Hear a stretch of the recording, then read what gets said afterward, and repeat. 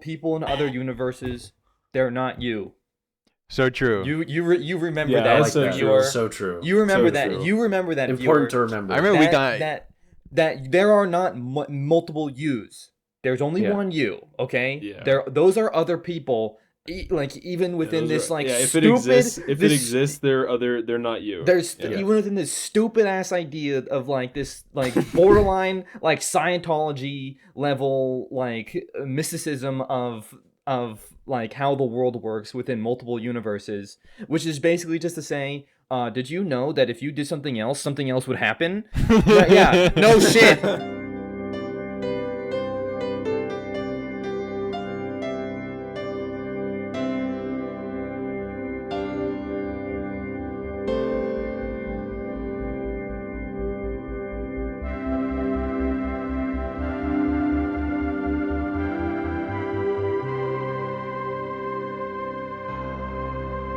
Okay, this movie... Oh, first we gotta do that.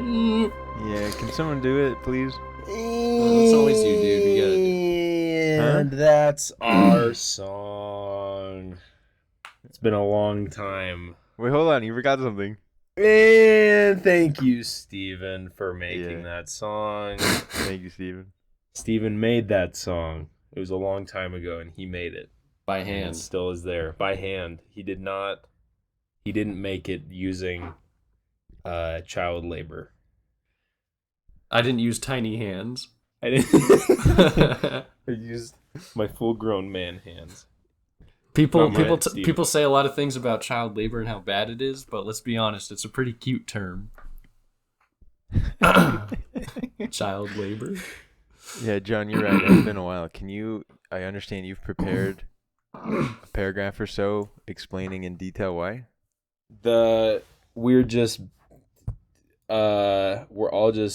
We just don't care about doing this podcast anymore. That's the paragraph. We weren't that's getting the enough short traction. long of it. That's the long short.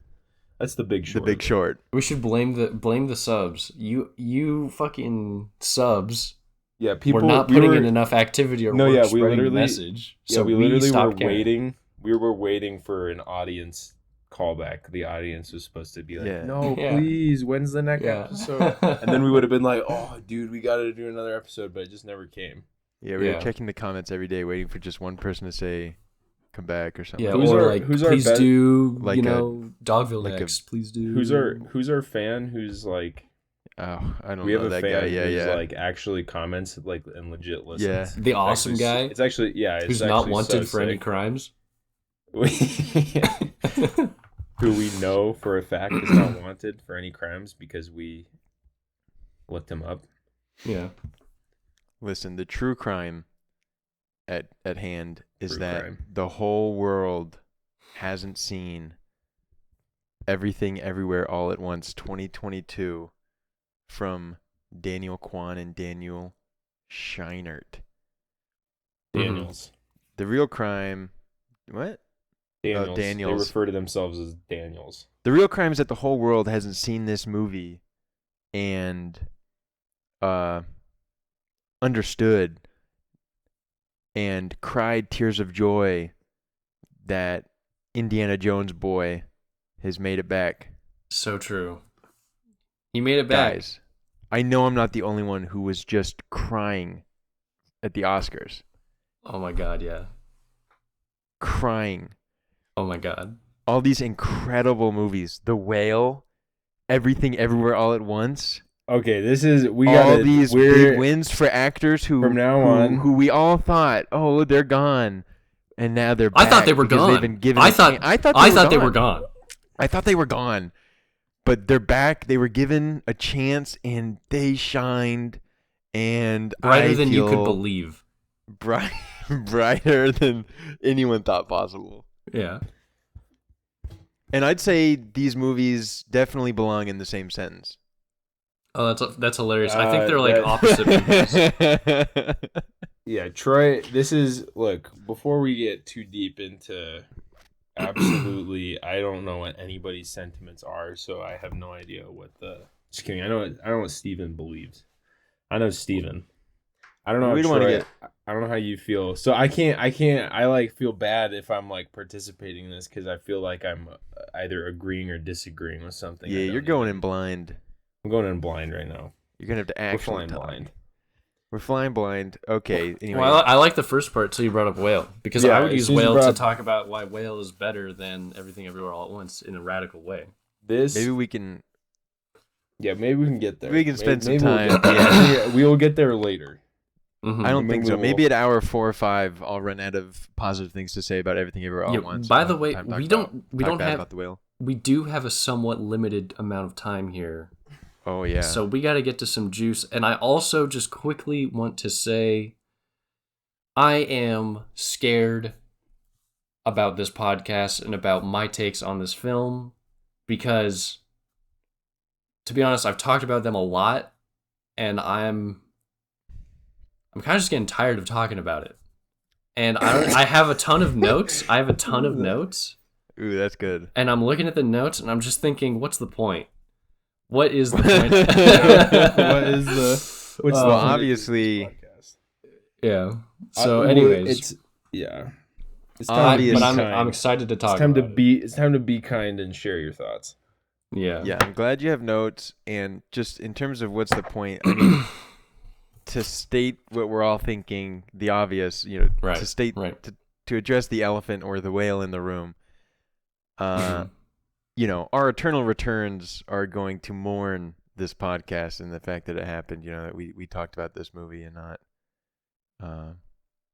something more worthwhile. So not true at all. This movie is super. This movie is I know, seriously this- so interesting to talk about. I think Yeah, no, I it do is. agree with that. there's a reason Steven's tired of talking about it. It's because he spent so much time talking about it for a reason. Yeah, I Like, agree. This is our generation's Bible. Bible. This movie is the Bible. The millennials. How do we want to get started? Do we do? Oh yeah, we do the initial. I mean, I Yeah, don't know. we can do initial Yeah, we can takes. do initial, We and, do initial yeah. takes. Let's keep them Go short ahead, and Steve. sweet, though. Short and Yeah, sweet. go ahead, Steve. You sounds like you've got you got some short and sweetness. Yeah. So the obvious.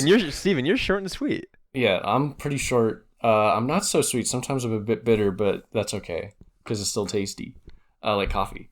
But the film, I saw it in the theaters with fellow podcast member Brody and former special guest Tony. Former. And we Tony, I'll tell you what, it was awesome going with Tony because Tony, I could look to my right and Tony was truly enjoying himself. He was thoroughly enjoying. I know his take, I'll give you his take. Just his take is it was an okay film. But he really liked it. But ultimately he agrees it was like okay. Okay, he says it's okay.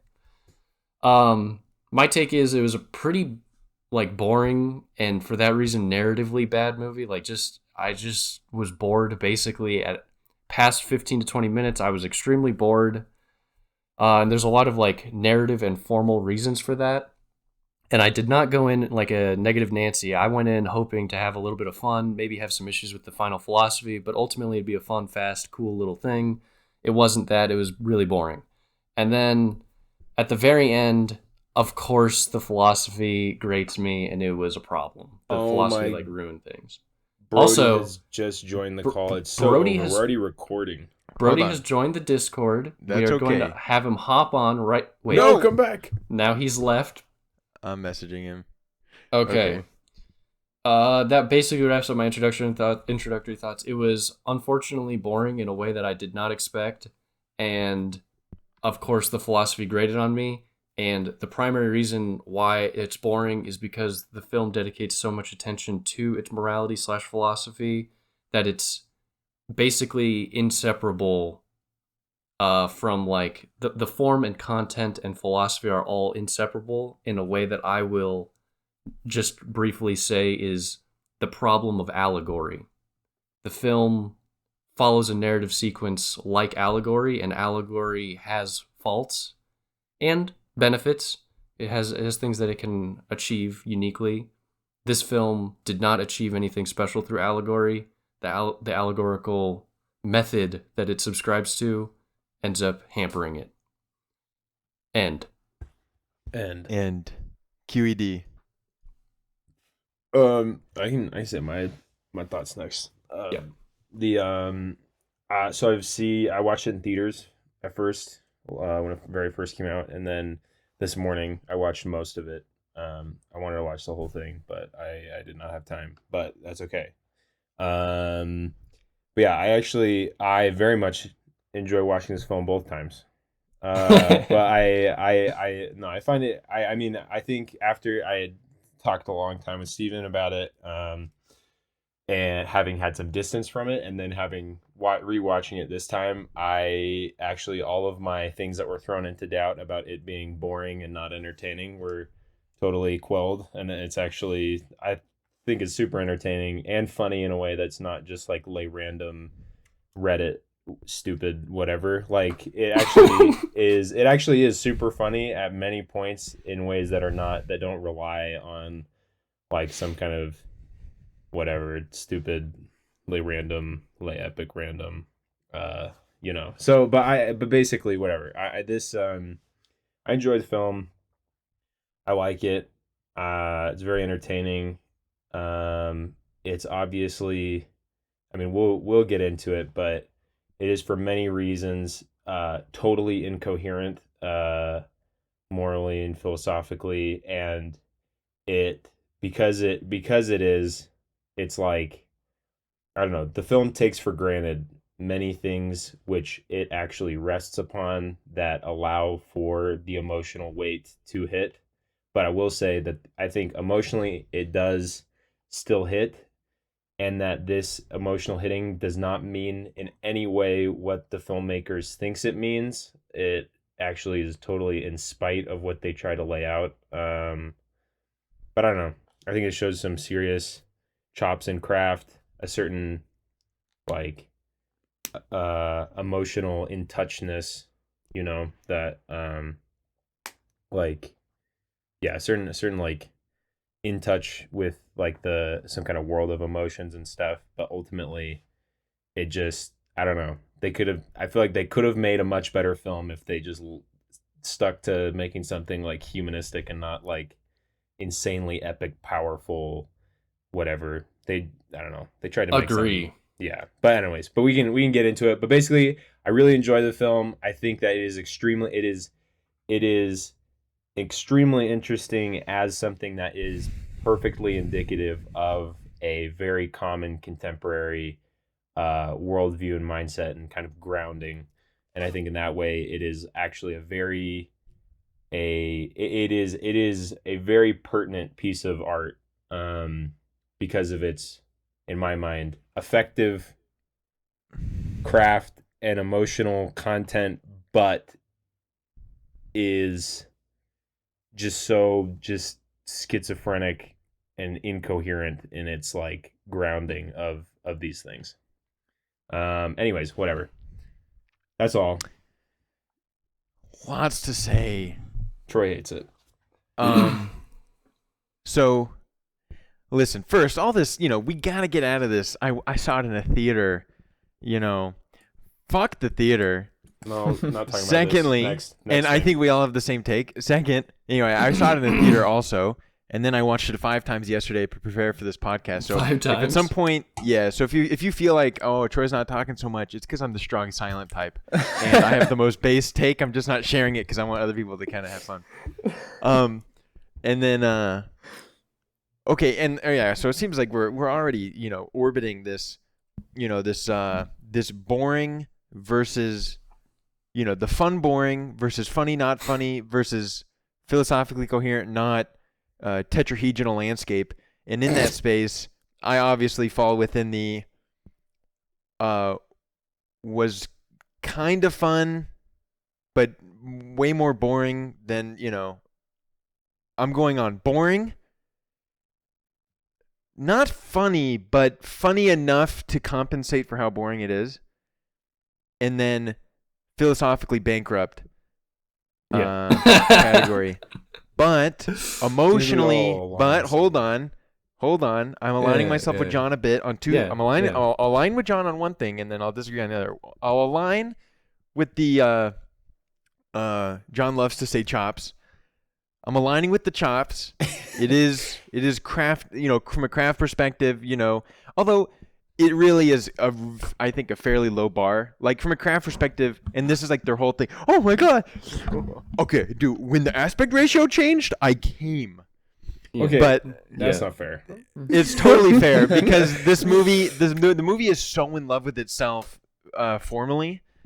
And that's fine when it's comparing itself to like whatever else is in the theaters on that day. Anyway, so it is pretty fun and pretty well made craft wise. Sure, the VFX guys have no idea what subsurface scattering is, but I can give it a pass for that. And emotionally, even though I'm filled with disdain the whole time, I do get choked up multiple times, but it's because I'm a big softy for, all things good in the world. What? Okay. You think I'm joking? No, I just don't know what you meant by good. Like, what part was good? Like, you mean like emotionality? Whatever. It's I'm just saying, like, I'm a big time. The audience doesn't really know that I work for IMAX and I'm a professional projectionist. So whenever I see like something I can vaguely project something really emotional onto, I will get choked up. Oh, don't do that. That's not fair. I know. I'm just messing. The film did on that front. The film succeeded in making me feel some emotions that were good. And I like Steven's commentary about the allegory. I think, it is. It either is like, I think it fundamentally is like either a bad allegory or like missing what makes a good allegory, or like missing the point of what makes a good allegory. Yeah. I don't know. Take this weird too. The thing I'm gonna disagree with John on is that we're gonna get into it. We are not going to get into it. All right, that's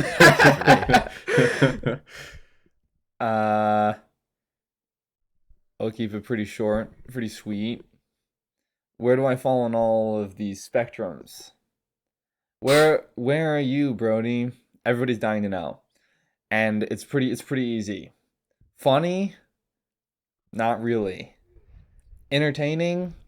Not really. Philosophically bankrupt? Obviously.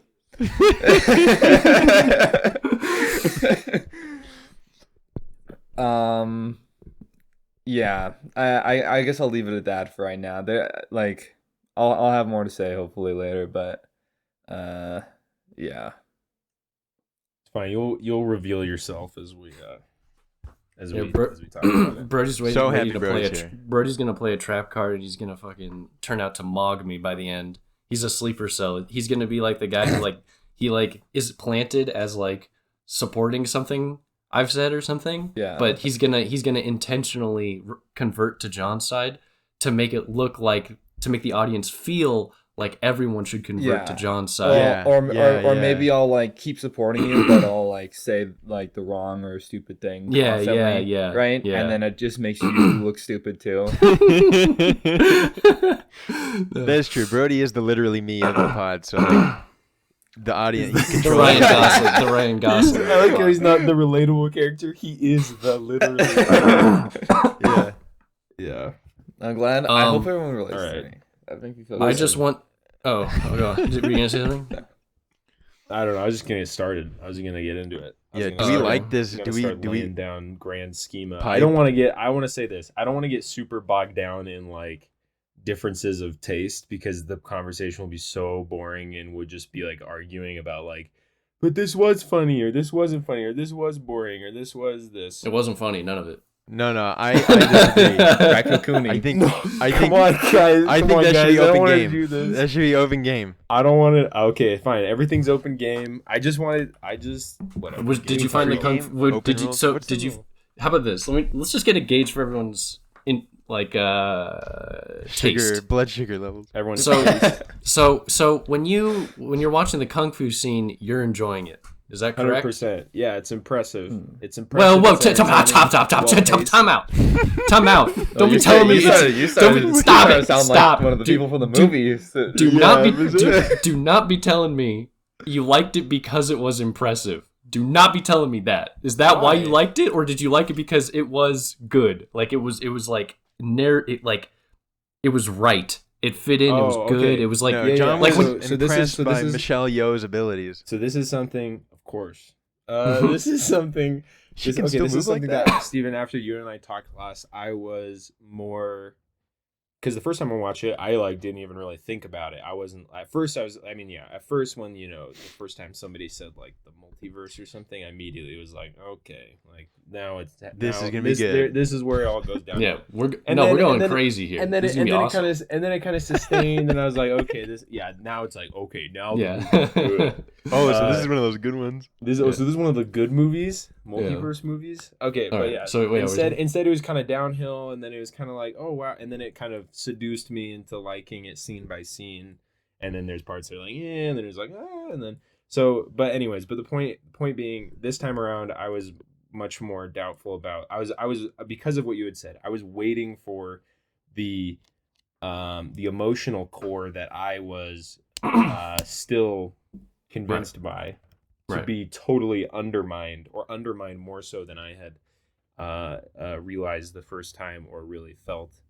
And even with anticipating that, I don't know, it kind of does undermine it, but I don't think it's actually that extreme. I think that it's like, once again, my point still stands that I feel like they could have made a better film if they had just not even tried to deal with the meaningless multiverse, et cetera, et cetera. But that being said, if they're gonna do that, which I think there are some, but can I just? But whatever. I want to quickly point out that if they don't have the multiverse idea, they're not doing a kung fu movie. They're not going to have kung fu.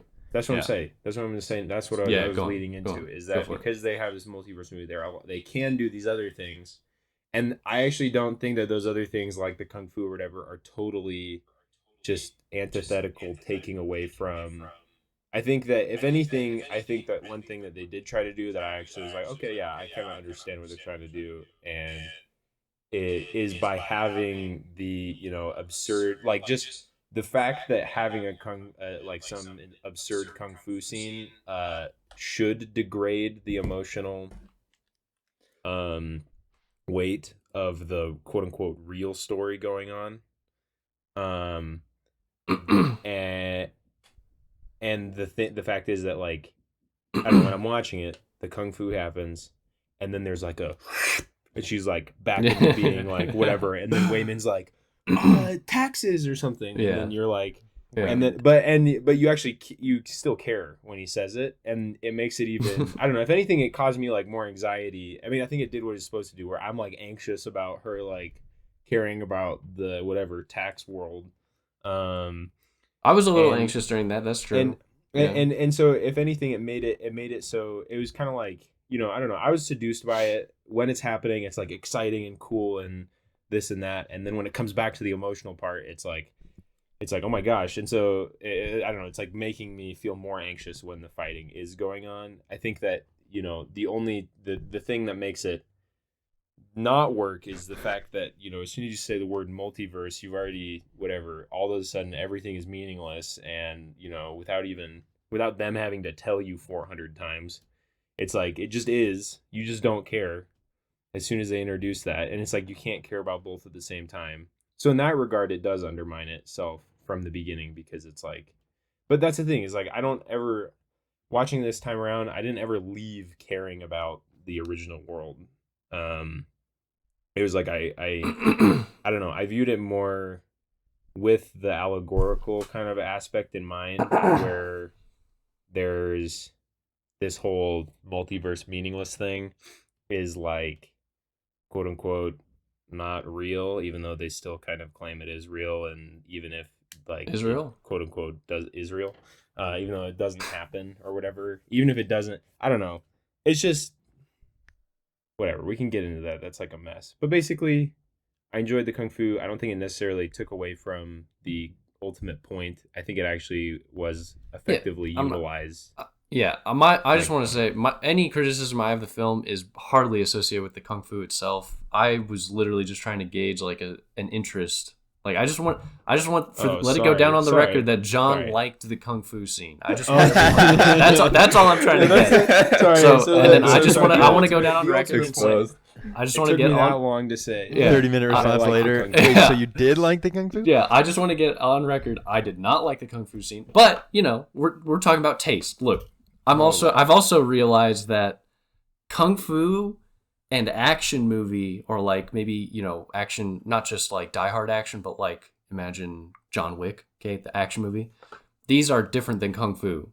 I'm starting to realize that Kung Fu, the allure of a Kung Fu movie, is one of allegory, whereas like an action movie is literally like the action, like the spectacle, the fight scene itself, the combat, the crazy, the like wood chipper in the background that they have to like throw people into as they're fighting and stuff like that, like which is like way different than Kung Fu. Kung Fu is like, it probably always has been like, obviously like it's just embodied philosophies fighting. You're just watching two gods that represent different philosophies fighting each other, and it's just an enactment of that, which I guess I just don't really like that much. I don't know, but that was just a side. The Kung Fu thing is not why the movie fails. In fact, and I also think you ended up bringing up a really good point that during the anxiety inducing part where like you're getting all this information about the parallel universes, this part isn't bad and is the very end of the compelling part of the story to me. So the beginning is compelling, and then all the way to this anxiety driving part while they're sitting in the tax office and she has to negotiate between this alternate reality plus just doing her the audit, that was very anxiety producing and good. But basically after that, I just think it got really boring, and I can explain why. I don't know if anybody else wants to say anything first. Yeah. Four's yours to me. I kind of want to hear Troy, the silent but deadly type, come in and say a little word real quick. Okay, we will kind of just skip past Steven not liking a genre that just happens to only come from a certain region of the world. I think They're American. What? Unironically, yeah, whatever. The Kung Fu's lame. The real juice is what. Well, hold on, John. Let it go down on the record. record. To come to your rescue and let it go down down for the Sorry, record that Troy does not like the Kung Fu. Sorry. Let it go down on the record. Let the man speak. Let him cook. All right, okay, all so, but in terms of what this movie has going for it, in terms of why I sit there and watch it and don't turn it off, it's probably the Kung Fu. And not literally the Kung Fu, but I mean like this whole second narrative is like, well, I think the real beef and at the core of the whole philosophy corner of our tetrahedron is the real juice of the movie. But I'm just saying, like, I don't know, the action, so to say, is what keeps it like just stimulating enough, just dopamine inducing enough to kind of sit and nod along, and keep going. I can't imagine. It's weird. I don't know what. I mean, if it didn't have it, it'd be different. But yeah, I mean, Kung Fu itself is not particularly interesting or good. Let it be known on the record, Troy does not like Kung Fu. Well, but anyway, so this is to say that I don't know. We're not for the Kung Fu keeps it moving along. Keeps me satiated because it's not giving me anything else.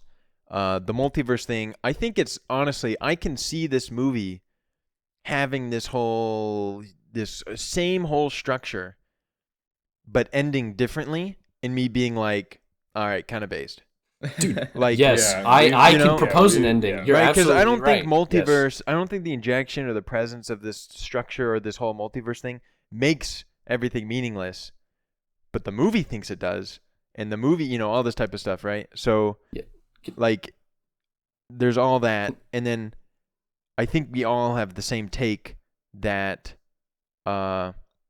they should have just made the quote-unquote main story.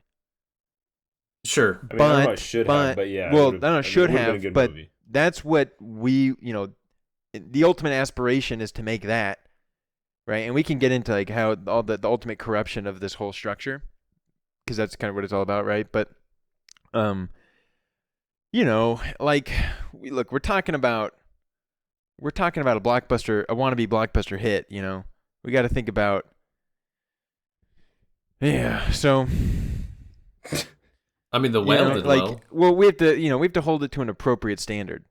These people, like, if we they should have made the real problem is that the film wants to align itself with something greater than what it's ultimately actually trying to be, right? It wants to be like, oh, we're a blockbuster action flick, but actually, your life's important.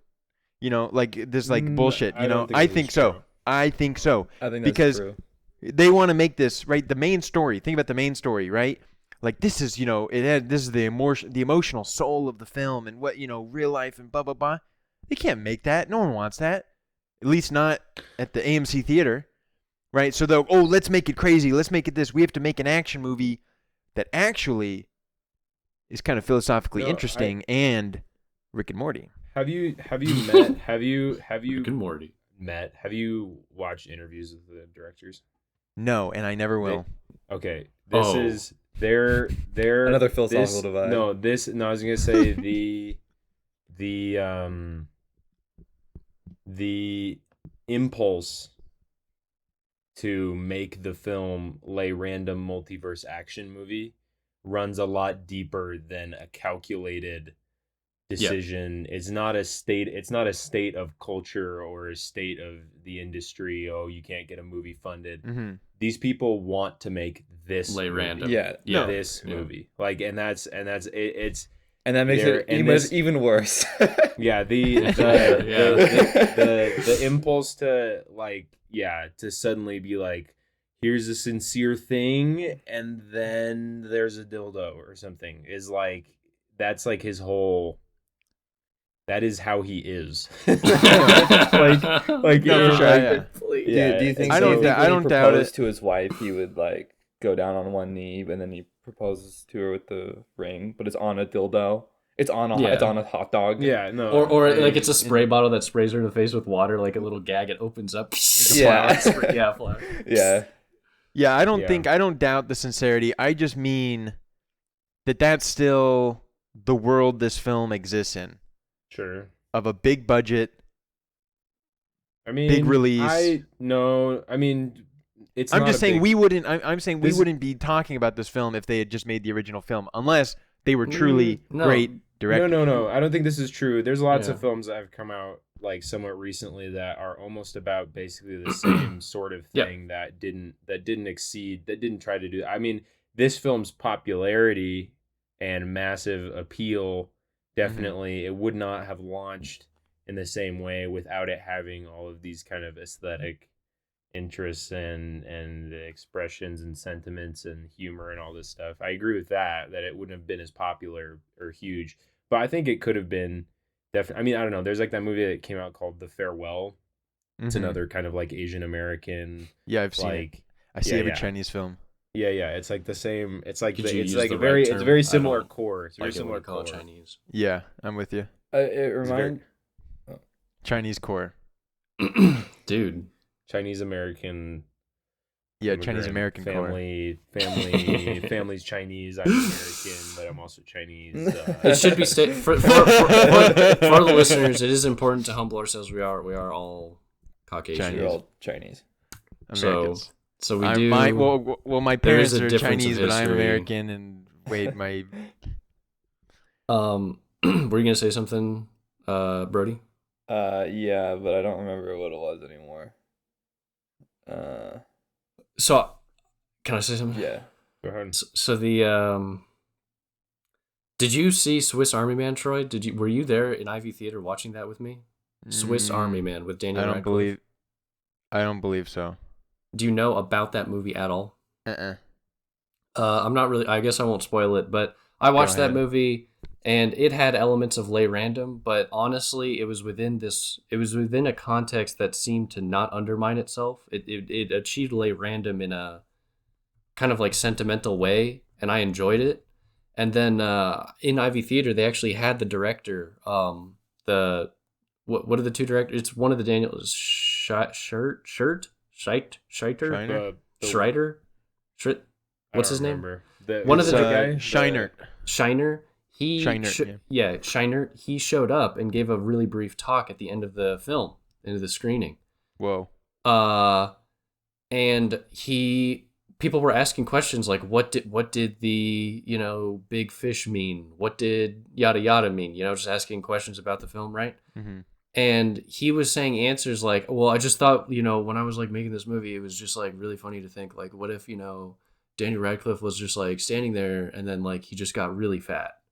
And then the crowd laughs and he means it. Yeah. And then like I was wondering like, and then I was just thinking, the whole time, like, what if he just started like going, when he was like big.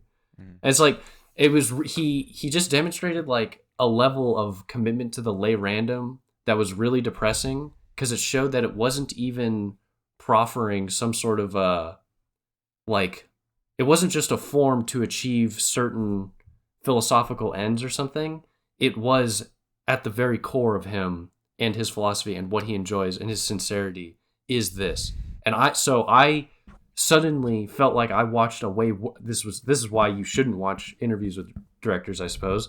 I suddenly felt like I dislike this movie so much more now, because I felt like the lay random was in service of something, and it was difficult to discern what, but I was kind of scrambling to do so. It was fun to get my gears going thinking about the film during watching it and afterwards. But after his interview, I was like, oh, I'm not going to think about this movie at all. You mean it was really just like a bunch of stuff? Like it wasn't, and I'm not even saying that. Now, I'm a fan of the unconscious, so I don't even think that there isn't merit to investigating things contrary to what a director says. I think that is true. I think that just the way this happened and the lay randomness aspect just really overwhelmed any sort of sense of curiosity I would normally have in uncovering something's hidden meaning. I actually think like I haven't seen Swiss Army Man in a long time, but in terms of EO. Oh, EE. Yeah, EOW. Yeah, everything everywhere, yeah. It's like what it reminds me of, and what its humor reminds me of is, I don't know if you guys have ever been on your watching comedians on YouTube grind, but comedians like comedians on YouTube getting coffee. No, not like Laugh Factory, but like skits. Okay. And then every once in a while, you'll come across somebody whose humor has been so clearly been like they're spewing internet at you, but it's in a way that's like difficult to like fully like gauge how like I know this, I feel like, but going through their YouTube channel is like feels like you're scrolling through like Reddit posts, of memes and like existential memes and like random memes, and it's like meme based but without explicitly saying any memes necessarily. And so like in that sense, like it's random but only like super constricted within its like very specific, like it's random, but I can almost expect it, as if that makes sense. Like I know what's happening already.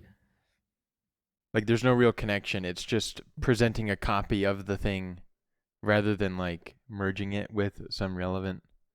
Well, there's that, and also like when you get like hot dog fingers, right?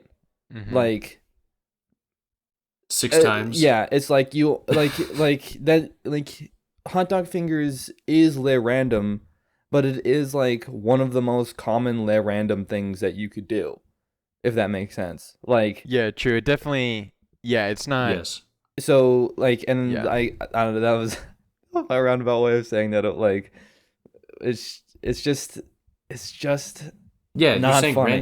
randomness became super predictable. Like its use of randomness was predictable, and so it lost even the element of lay random that could have generated some sort of like fun. Yeah, something fun, something fun, or some kind of a kind of a subconscious, unconscious, conscious kind of everything thought based. It fell within like the well-defined random instead of actually being random shit. Yeah. Yeah. Listen, Rakakuni, come on, guys. So, dude, Tony was laughing at that. Tony loved and Rakakuni. That was awesome. I if I hadn't seen Tony laughing at that, I would have not smiled for the last hour of the film. But thank God I saw Tony smiling at that. I was like, thank God he's having a good time. That's awesome. I genuinely was vicariously loving that he was smiling at the film. It was so fun. I don't know. I like Ratatouille a lot. I like Ratatouille. I thought Rakakuni was funny. It's all right. Funny. It's funny. John loved Yeah, it's not like it's not the worst. I enjoyed it's certainly it. not the worst. I was not mad or confused or felt like it was totally unnecessary. John, to make sure you're enjoying this pod, I will occasionally interrupt everything that's going on and say Rakakuni, and you'll get a little chuckle.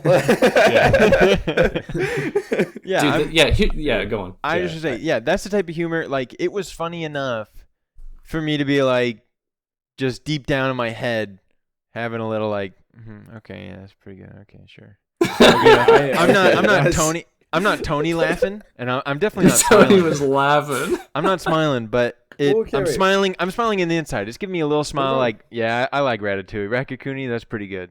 What about? I mean, I feel like I noted it when I was watching it. Now I can't remember what it was. But you think this movie's funny? Name 3 funny things. I was keeping track of moments that were funny that were not random at all, and were just like I thought genuinely funny, and a lot of them were like character driven jokes. You know, not just people saying funny things or funny things happening, but like people saying things that were funny that were part of their character, you know.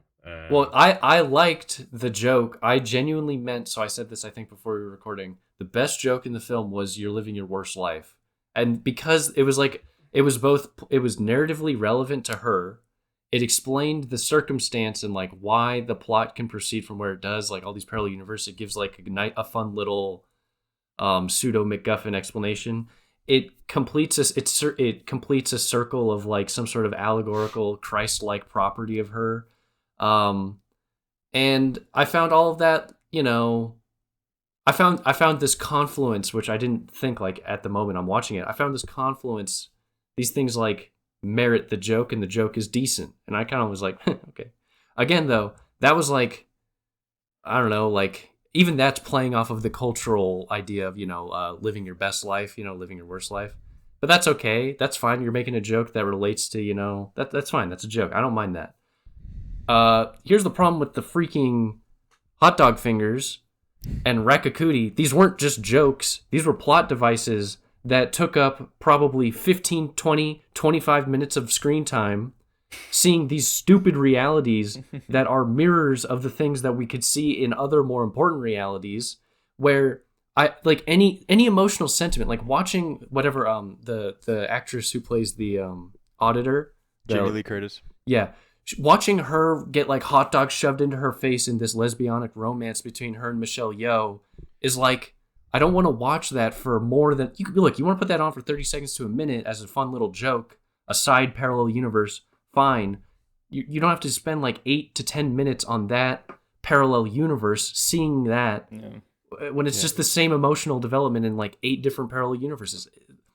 I don't know. The ratios were off. It was like important to the movie, like plot wise. Yes, it was. The jokes to earnesty ratio during any moment of climax, which happens twice, was problematic because it just wasted so much time and lost so much emotional weight in the narrative we care about, which is like 2 or 3 of the universes, which is her as the actress. And okay, go on. What do you say? Well, I think even in the hot dog finger universe, though, there is a like I don't know. I think there is something emotionally convincing about them being in like a relationship, even though it's like, it's like mostly a joke. But there's also, I mean, I don't know. I like watching it this time around too. I was like, it wasn't just so like, oh, shocking surprise hot dog finger time, like, and there's like something I noticed about the spending time in every single one of the universes is that like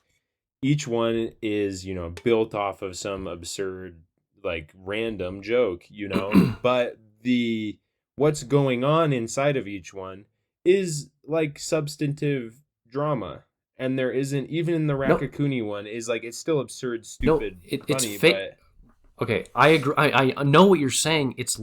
But it's not substantive drama because it's the same drama. It's a parallel drama of what's occurring in the reality we care about, but in a situation where you don't like. Do you actually like? Are you getting teary-eyed or like wrapped up in the hot dog fingers narrative? Are you like thinking like I'm not getting like teary-eyed, but what if they just omitted it? Did it matter? Did it even like matter? It was a joke that they just like took to an extent. They spent way too much time on it. Like it didn't add to any sentimental compounding, and they waste climax time on it. And it's not to showcase novel drama development.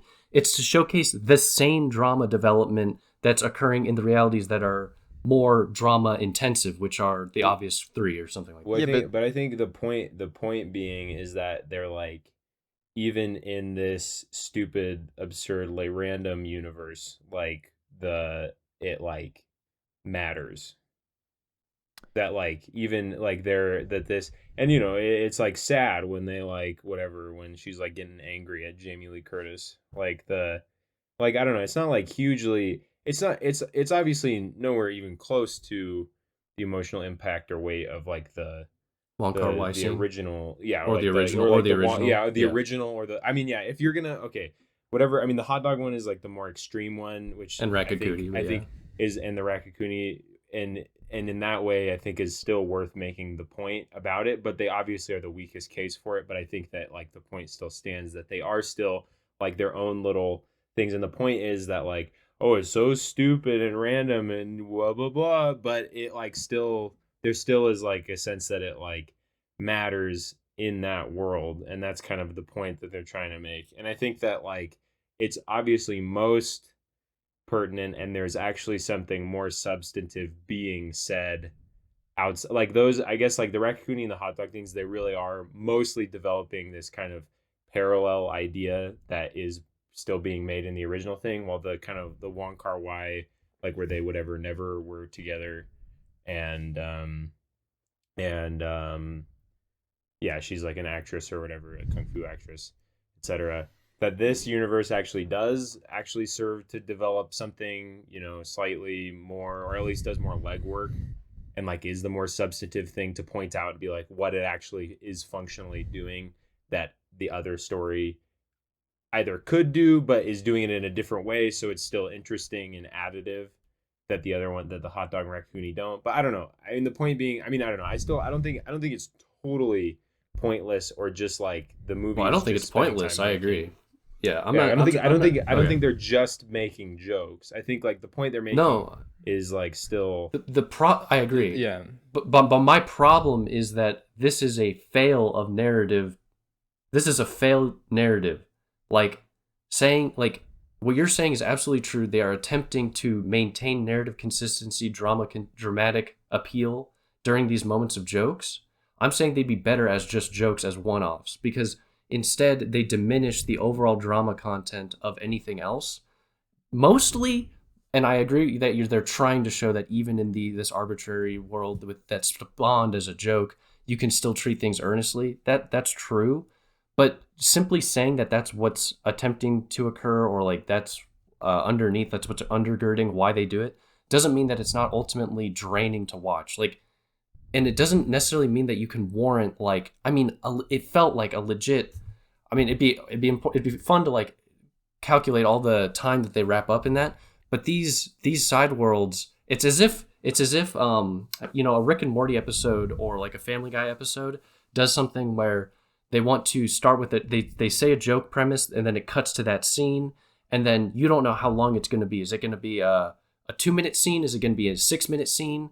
But what it turns out is it's like a full on like 10 or 15-minute episode of the show is based on this one little gag, which is not how Family Guy and like Rick and Morty typically operate, unless that's explicitly like a mechanism of their episode, which is that we're just gonna joke around about the fact that we're gonna create a whole world through a gag reel. Instead, the gag reel takes up a very calculated period of time so as to not lose overall interest in the plot. You know, like you can't have these, no matter how much fun or like dramatic sincerity you think you're instilling in these absurd components, it doesn't, just saying that that's the case doesn't mean that it's not still pulling my attention from the things that matter, especially at moments of climax. Look, you want to do these parallel dramatic things, that's fine. Why would you like ruin your own climax by splitting your time effectively in half and extending your time, doubling the climax length, and therefore reducing the amount of value that the climax has because you've increased the amount of time it takes to convey the same message. It's just No, so because yeah, go on. Well, sorry, let me just say one. I'll say it's pretty short. I agree about the climactic thing about dedicating like a lot of time towards these things. Like, I feel like they still could have had the. Okay, well, yeah, two things. The main thing is that I feel that.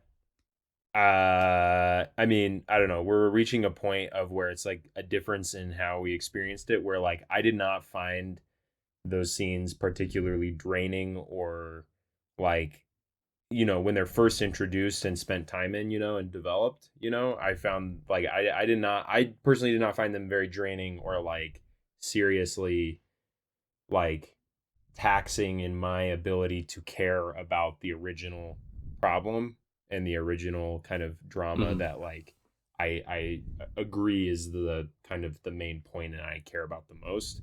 But so I don't know. So at that point, it's like I don't really know where to go from there as far as just like what is or isn't wrong with it. Because I just like didn't feel that way watching it either time. But yeah, I agree about the climax being dragged on and too much time being spent just kind of sort of like just rubbing in the point by spending more and more time and making all like finishing all of these whatever little narratives, like wrapping them up, making them right, you know? Yeah. Like I feel like I mean at that point it's like I did kind of wish like, man, this is a long movie. I wish that they spent more time kind of actually going through the sort of, you know, just her like arguing with her daughter about being gay or something, you know, like like that would have been more interesting. So I agree in that respect. Okay. Yeah, I wish they had spent more time getting into like the details and logistics of the multiverse technology and stuff like that. That actually would have been fun. Yeah. Well, I think it feels like all of this is just ultimately more expressed displeasure at the ultimate structure, because it's like, right, you have like the original universe whose significance and importance is truly rooted in our emotional, we're captivated by it, is what we started off with. It's our main story, so to say. But like the whole mission, right, of like bolstering the significance of this moment and why it matters is because there's all these universes where all these different things are happening, and at every moment there's an infinite number of universes that are thematically, emotionally, plot-wise relevant. I think the plot is the real trick. Like that's where it's like virtually evil, because it's like if they you know, if we can't get you to actually care about this moment and its infinite grandness by actually showing you, you know, some real shit, we'll convince you that there's 1,000 different plots all taking place that are all plot-wise related to this real life moment, and so that's why it's so important. It's so important because there's 1,000 plots and 1,000 people that all, you know, blah, blah. Yeah, so it's like Joe Rogan. Whoa. Yeah, like if you want to have this climax, right? But the reason the climax is so important or matters so much is because there's all these different worlds that are all converging emotionally and plot-wise to this climax, and then you have to split your time to all those different worlds because that's your whole strategy, is to convince the audience that this is really big and important because there's this whole imaginary 100 different plots all taking place. You know, then you have to actually spend this stupid time with all these different plots that we aren't even emotionally sold on individually, right? But our emotional commitment to the original plot is transferred onto this little subplot because we know that it's actually about the original plot. But it's also this kind of like stupid joke. Yeah. But then wait, guys, it's not from the very beginning. And it's not just a joke, it's serious. Yeah. Kind of like this movie. And like just because we're funny doesn't mean there's not something real and emotional and significant about this. But why is it real and emotional and significant? Because it's tied to this event. And why is that event emotionally significant? Because there's 1,000 universes tied to that event. Yeah. Well, why do those matter? Because it's because, and it's like it's almost, so anyway, like the hot dog finger stuff is like whatever, and I agree with like Brody's point, like it's not even like it isn't actually crazy kooky enough for me to like really like it. It's just like, oh, okay, this is random. Hot dog fingers. And also it's like kind of a waste of time because what I actually care about is not this, but then I do care about the hot dog fingers a bit because I know it's about the thing I care about. And like all like sure. I mean imagine just making like a constellation film who's right you want to have like 50 sub narratives to bolster the ultimate grand importance of this like climax where it all comes together. But the byproduct is you actually have to try and sell the audience on 50 sub narratives, which you're not going to be able to do. Well, because you don't have the time, you don't have etc. Not only that, but like let's say they could sell me on 50 sub narratives, okay? Which, they should have. John says the movie's too long. It should be 50 hours long. I want to watch 50 individual universe movies. Like, I mean, there would be actually like if there's like a series of films in which she lives different lives and you're totally sold on them, and then something. We have officially interrupted Brody. Oh, sorry. Go ahead, Brody. Let's say like you could have been like sold on like all these sub narratives all at once. And so the problem becomes mostly like that what they're leading to you to, and not to open the Pandora's box of the floodgates. The floodgates of how corrupt is this movie? Because at this point we're all just going to be talking to each other and self-fellatio about how we all agree that it's corrupt, but that it leads you to nowhere. It doesn't even fill out its own point very well. It's like it like starts to like say like, okay, I'm like kind of on board. I can kind of get with it. Like, okay, sure, life is meaningless, because it's like ultimately vast and whatever, right? Just nihilism, whatever. I'm okay, sure. Lead me down that direction. I don't care. And then it goes, and then they're like, but you should care anyway, says the mom. And then as the daughter's walking up, and he says, because she's in love or whatever, and she says, don't you understand? It all ends in the end, right? And blah blah, starts to march up the stairs, and it's like, okay, that is like the nihilistic, like this is following its own logic and its own argument, and like trying to push itself. It appears, right?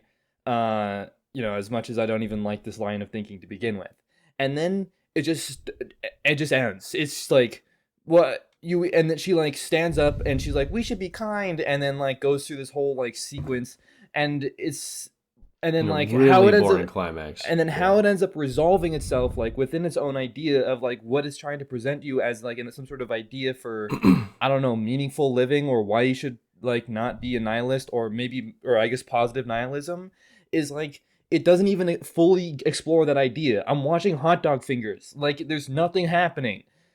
Yeah. It is crazy how much it fails to even, like, deal with its own concern of, like, its whole, right? It's, like, literally almost trite. Like, the bagel, right? The bagel is, nothing, nowhere, all at once. And in the end, she's like, no, we are actually everything, everywhere, all at once type of attitude.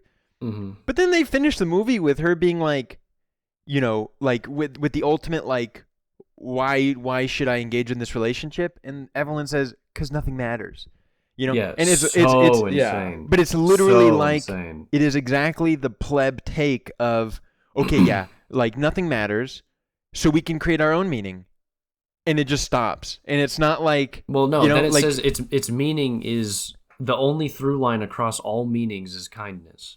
Right, so it posits kindness as the through line across all possible moral structures that people want to individually make. But the problem is that first, obviously, there's an extreme logistical problem of kindness, and just feels it's such a bankrupt term, like it's so ill-defined, and it obviously just means, in the context of this movie, all it means is giving people what they want. Like, it has nothing to do with because that's all that montage of the stairs is, right? She just gives people what they want in a montage of every single thing, even spanking the guy who's like sexually, you know, the joke about him being like a sadomasochist or something. You're gonna spank him because that's what he wants. So you're gonna give everybody what they want. The problem is that, and this is something I was talking about with John, like obviously the meaningful component, if you've been watching the film at all, is the family structure and the drama, which means meaning. To have watched the film at all is to have already been undergirded and supported by meaning itself, a meaningfulness of the family or of a relationship. You're about to blow him the fuck out. And so, like, this, there was at no point were things meaningless to the audience, aside from the random jokes that kept intruding over and over again. The meaning was, the reason we watched this movie was because things are not meaningless, and because the meaning was in the family drama. And of course, that's how they're going to resolve it, is they're going to bring things full circle, and she's going to resolve the drama by saying, it doesn't matter what's going on because I love you. Well, exactly, because that's the meaningful part. You omitted the meaningful part and just resolved it, but you said that it was because it's meaningless? That was ridiculous. Hold on, the film totally appreciates this point, and I think is super consciously both about the world and film. Like, right, I feel like my sense is that the whole, like, nothing matters, we can do anything, right? She says that we can do whatever we want, right? Which, you know, and right, which doesn't actually resolve the issue. But the film itself is saying, well, why is this meaningful? Because I can create a system of meaning, which is this whole multiverse device, right? But the actual meaningfulness in that multiverse device is the fact that we're watching the film. Right? It's like, I can create a story for you that will make this meaningful, which, I agree, kind of undermines the fact that the only reason we even care about that is because we were initially sold on the original meaningfulness of the family drama. Yes. But it's, but like, I'm just saying, like, I think they're clearly aware of, like, the mechanism by which film is making, film is meaningful because of the story and stuff, and we're making this moment in their lives meaningful with all these fake universe stories. And blah, blah, blah. Your former point, the point you had just made, was the point I'm making, the most important point that I was trying to make. And John, I'll let John get a word in, but just that we are sold it's not. I'm not just trying to make a meaning, and the film commits itself to that meaningfulness. That's the only reason we care about Michelle Yeoh resolving this world crisis or anything, is because of the family conflict, because that's what's introduced and we're sold on it at the beginning. I know. So things are meaningful from the get-go. I know, but things are meaningful from the get-go. Not because we're looking at a screen, right, but because it's like the story and the narrative of cinema and all this stuff, right? And then I think they're conceptually trying to bring that point into more explicit reality and saying, like, this is how you should live your life. Like, this is why your life is meaningful. For the same reason this film is meaningful, because it's got story, it's got narrative. And where's that coming from? Well, we can make it whatever we want. We can make these ridiculous hot dog universes, and we can do anything. Nothing matters. We can do whatever we want, and that's why this film is meaningful. That's why your life is meaningful, and blah blah blah. But it doesn't. Like, the reason the daughter, right? All the nihilism starts with, I can do whatever I want. Why should I do this? Like, it doesn't really contend with that. But do you know what I'm saying? Steven, do you want to respond or? I'll let you. I think I have a way to respond, but I'll let John. So I think. I think that an important thing, though, is that the meaningless, they basically, there's some kind of, like, it's all meaningless, but it actually, there is meaning and it's meaningful, and we don't know why. It's like, totally, there's still an acceptance of there being, I can't talk while this is playing, I'm going to switch screens. I have a turn. There's this fundamental disconnect between them being able to have a meaningful, like, familial relationship, and this idea that things are meaningless, and that there's, like, even though there is, like, we can do anything, we can, like, create our own meaning or something, that even to be able to do that, it's like, it literally cannot be in spite of things being meaningless, because things being meaningless is a total end. Like, that's like, you can't go anywhere from there. You know what I mean? Like, that's like things cannot be meaningful if things are meaningless, and it can't be like, oh, but it's so, humans are just so absurd and crazy or something, and it just happens anyways. It's like, because there's like a reality that's assumed outside of human experience that is meaningless, which literally like that doesn't even make any sense. Like that's like incoherent. It's not like a real yeah, like meaning is presupposed in the statement that things are meaningless. Yeah. Meaning created meaninglessness, meaning that meaning existed superordinately. And I'm not saying that in a cringe way. Like, it was the primary thing. Meaning gave way to the statement things are meaningless. And it's the only reason we care about that statement is because meaning already like preceded it. I think that's why the film's like bankrupt. Like, I genuinely think that's like a huge bankrupt philosophical point of the film. It's not like you come to this, things are meaningless, therefore we make our own thing. No, what the real thing that's being said is there is no institution or God which defines what is meaningful, therefore we make our own thing. But the problem is that we already know that it's not that an institution makes things meaningful for us. It's the sociocultural conditions that we find ourselves within, such as having a family structure and things like this, which you can't just break out of. And that's why the film itself never even attempts to break out of. At every point, it wants to commit itself to the family because it is enmeshed in the idea that the family precedes any concept of meaninglessness. And also, is what I would say. Yeah, I really like that. Also, like, it's so funny how, you know, it's sort of like wants to propose you the idea like, oh, you know, so we could do anything we want, right? And then so like there's this sort of like spoiled brat moment where the tax lady starts to walk up and she's like, yeah, and then she like breaks shit or whatever, and like, I could do whatever I want, haha, party, you know? And then she's about to get fucking owned because life doesn't work that way, silly lady. And then she just gets bailed out by her husband, who's like actually like more based, you know, like but it's through his kindness. It is through his kindness, but I think it still completely undermines itself because like you can't just do anything that you want. You can't just like make like, and then the film totally shows you that, right? Yeah. And then it just sort of like bails itself out through like trying to shoehorn in this kindness narrative, but it doesn't like actually deal with the problem, which is like that you can't just do anything that you want and then also be nice, right? Like yeah, you get it kind of there's the whole be kind thing is interesting because be kind is essentially like the perfect example is the kind of the BDSM guy on the stairs, and she like spanks him because being kind is to do, you know, fulfill others like wishes, subjective wishes, subjective wishes, and that this is the basis of meaning, which the thing is that that can't exist without there being some kind of something underneath that of how that was formed, you know. It can't just be like,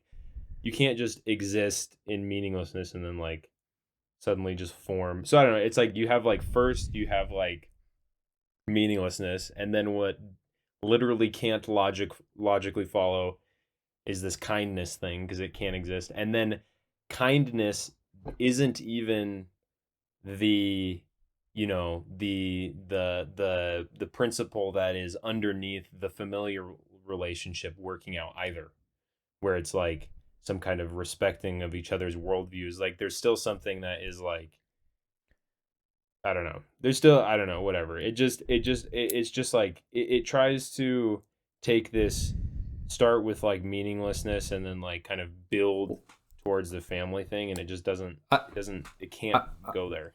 I also want to very briefly mention about this whole like the way in which these parallel narratives are meant maybe to showcase some sort of constructive ethic that even in these alternate worlds, like the hot dog fingers, we still have, we see a different morality espoused because apparently she's now lesbianic or something like that in this parallel universe.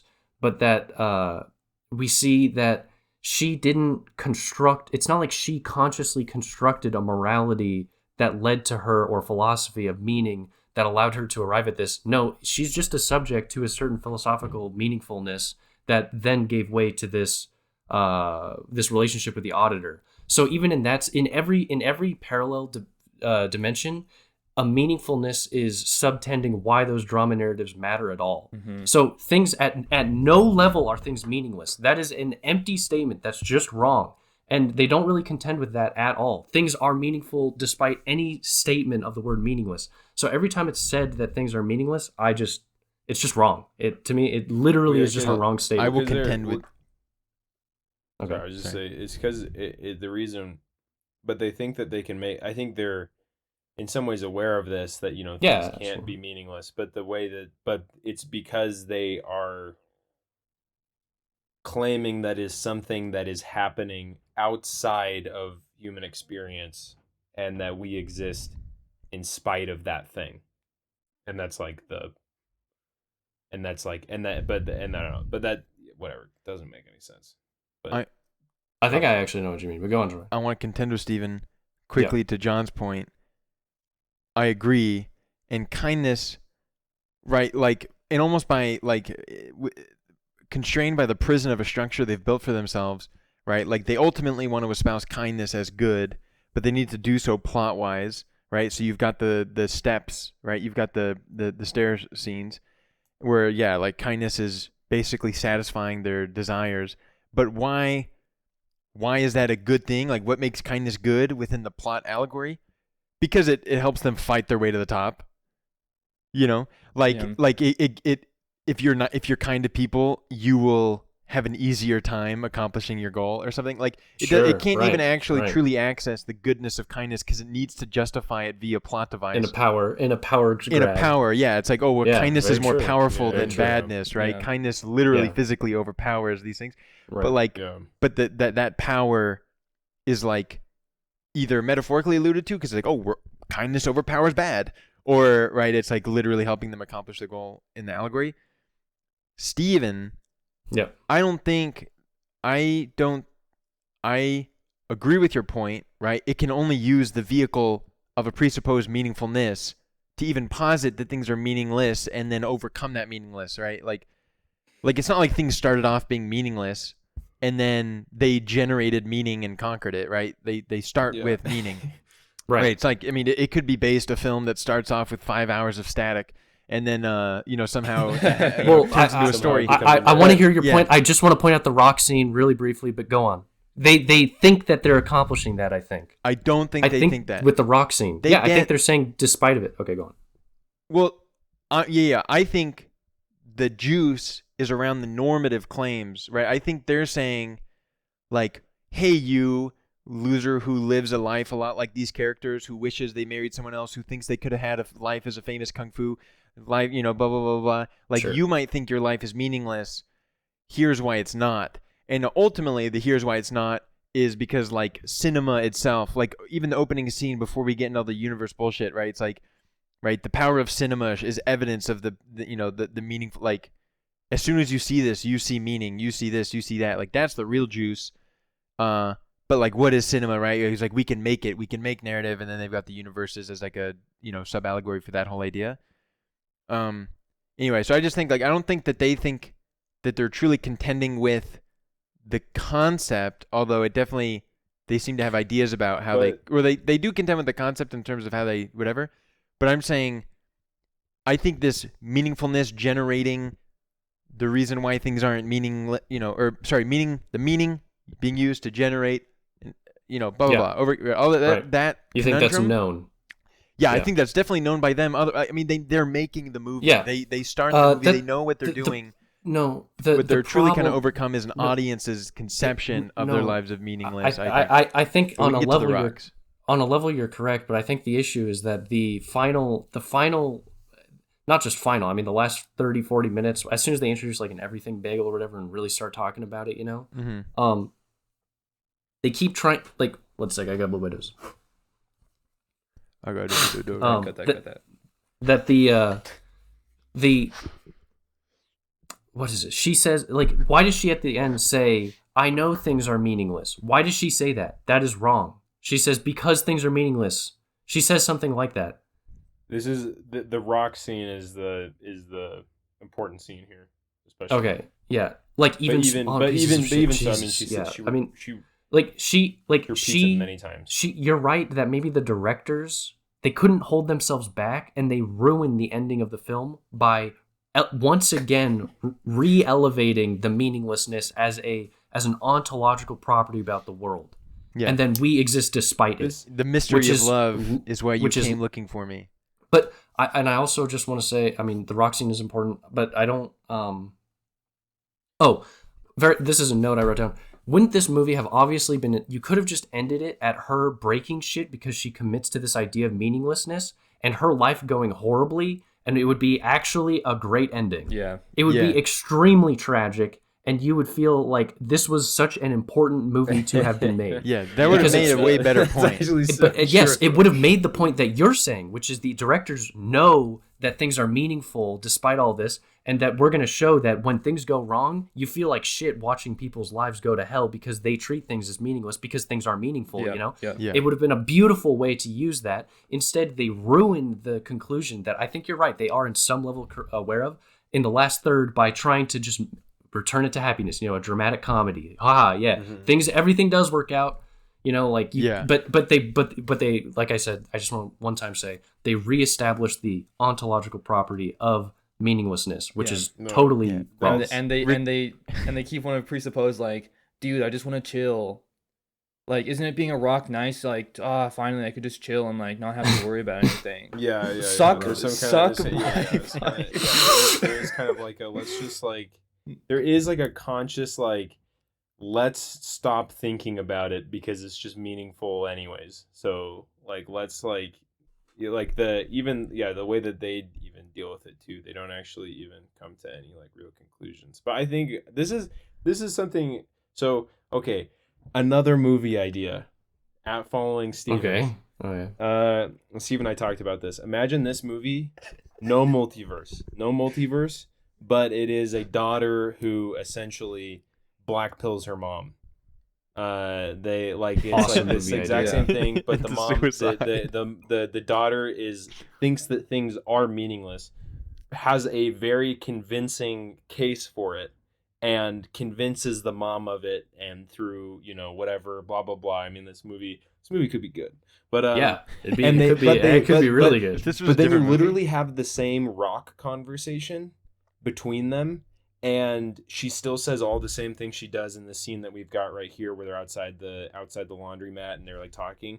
She could literally still express the same sentiment like the mother could, Evelyn, like of like, we're all just tiny pieces of shit on a rock in the middle of nothing and it doesn't mean anything, but I still love you. Like she could literally still say that, and it could hit so much harder because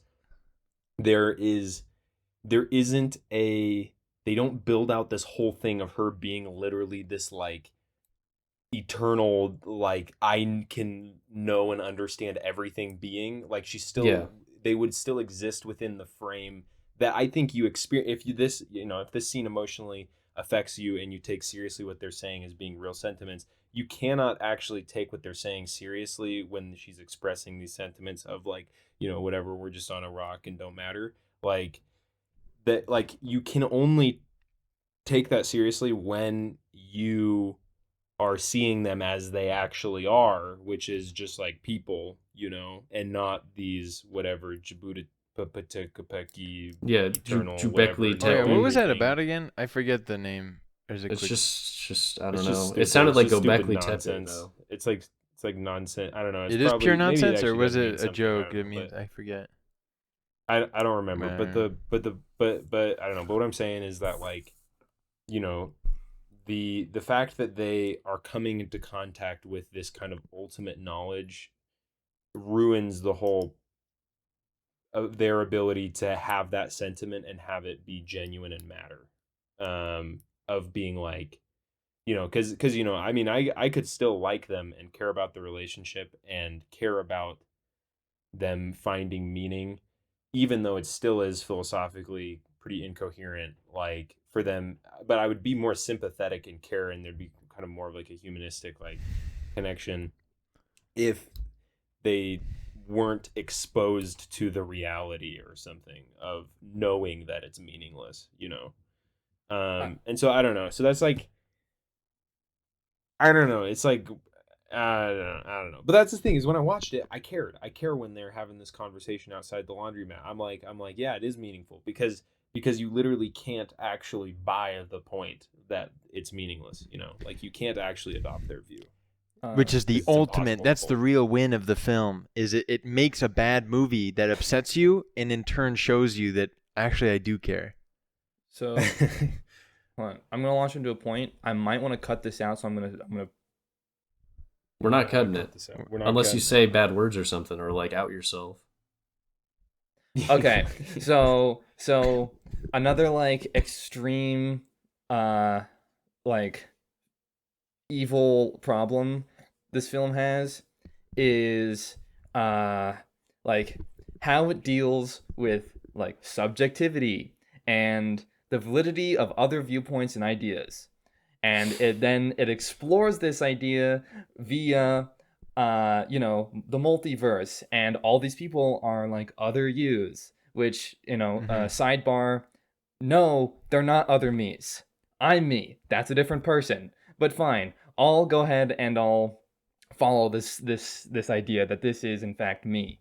Mm-hmm. Now, it explores the validity of other viewpoints only within its pushing of own agenda, that's like other things that are sort of colloquially kind of maybe not considered to be okay by all people. Are you talking about Chinese Americans? Right? and then it launches her into other people and then she then begins to adopt, like, oh, you see, so these other viewpoints are okay. Did she then blast into another person where she becomes a Nazi? Does she blast into a person where she becomes like an extreme like homophobe? It's like, no, all of it. I mean, I guess she is in the first one, right? No, she's not an extreme homophobe. Right? She's just a traditionalist. Yeah, like is she like going into launching another body that is okay, I'm not gonna say it, but you get my point. Like, just some like you can adopt like some evil characters. Wait, hold on. Right? Can you say it? Can you say it and we'll bleep it? Is she launching into her pedophile body? Oh yeah, like that's what I was gonna say. Yeah, no. Like, it's no. I think it's totally valid, and it gets at the same thing that we were kind of hinting at with the BDSM spanking thing. I mean, that it is like like the morality and your choice of how to do things. That there's like a universal like fungibility of what you decide is right, that like literally, yeah, which it doesn't even believe in, ultimately. I mean, one of the people on like, the stairs is a Nazi whose elbow is broken, so he can't throw Romans. So she goes into the universe and like the idea is his arm, and then he does it, and she yes. like there are obviously like just acts of unkindness. Like, you can obviously commit unkindness, and it is the right thing to do. It just seems so obvious to say that. Yeah, but it's like the film itself doesn't think it's obvious. They don't, or the film thinks it's obvious, but the characters don't.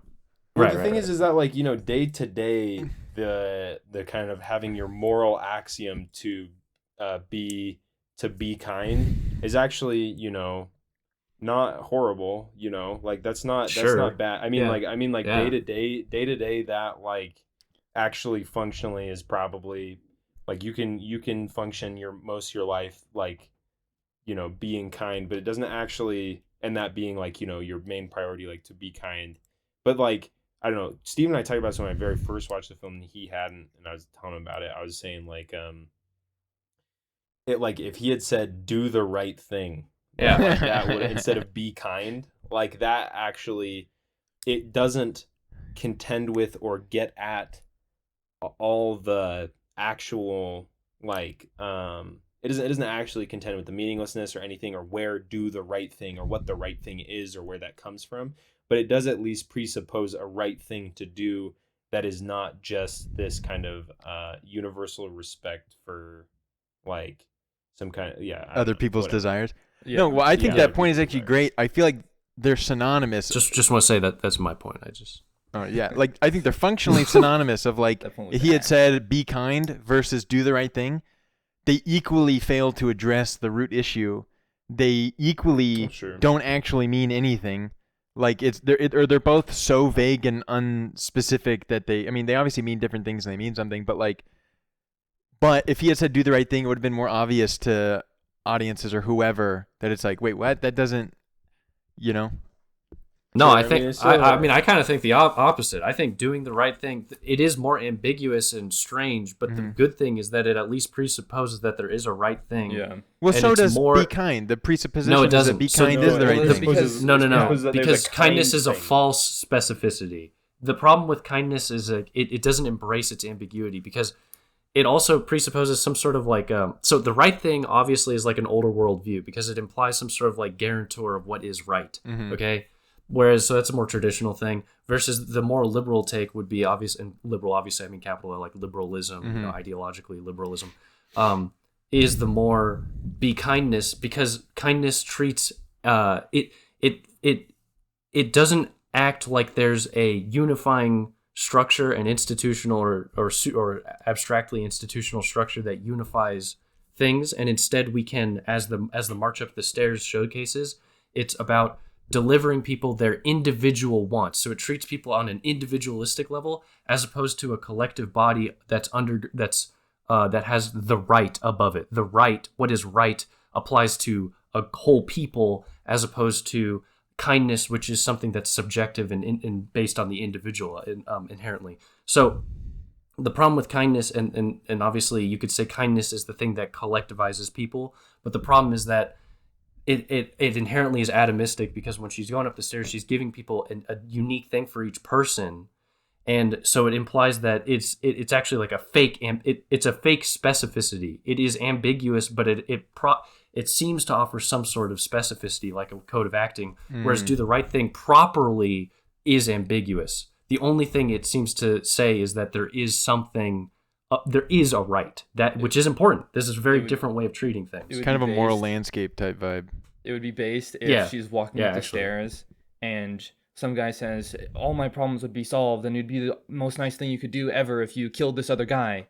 And then one of the other guys says, no, I want to live. And she's like, shit, I don't know. Yeah, exactly. It stops her way up the stairs, and she's like, actually, never mind. It's just meaningless. And she gets sucked into the donut hole. Like, I would like that. Even if it would have been like whatever, that Nazi joke would have been pretty funny. If she was like going up the stairs and establishing this ethic of kindness, and there was like a Nazi who wanted, some Nazi shit. Yeah. And she'd been like, and then just like punches him in the face. Even if it would have been like whatever, but it would have been still a little funny.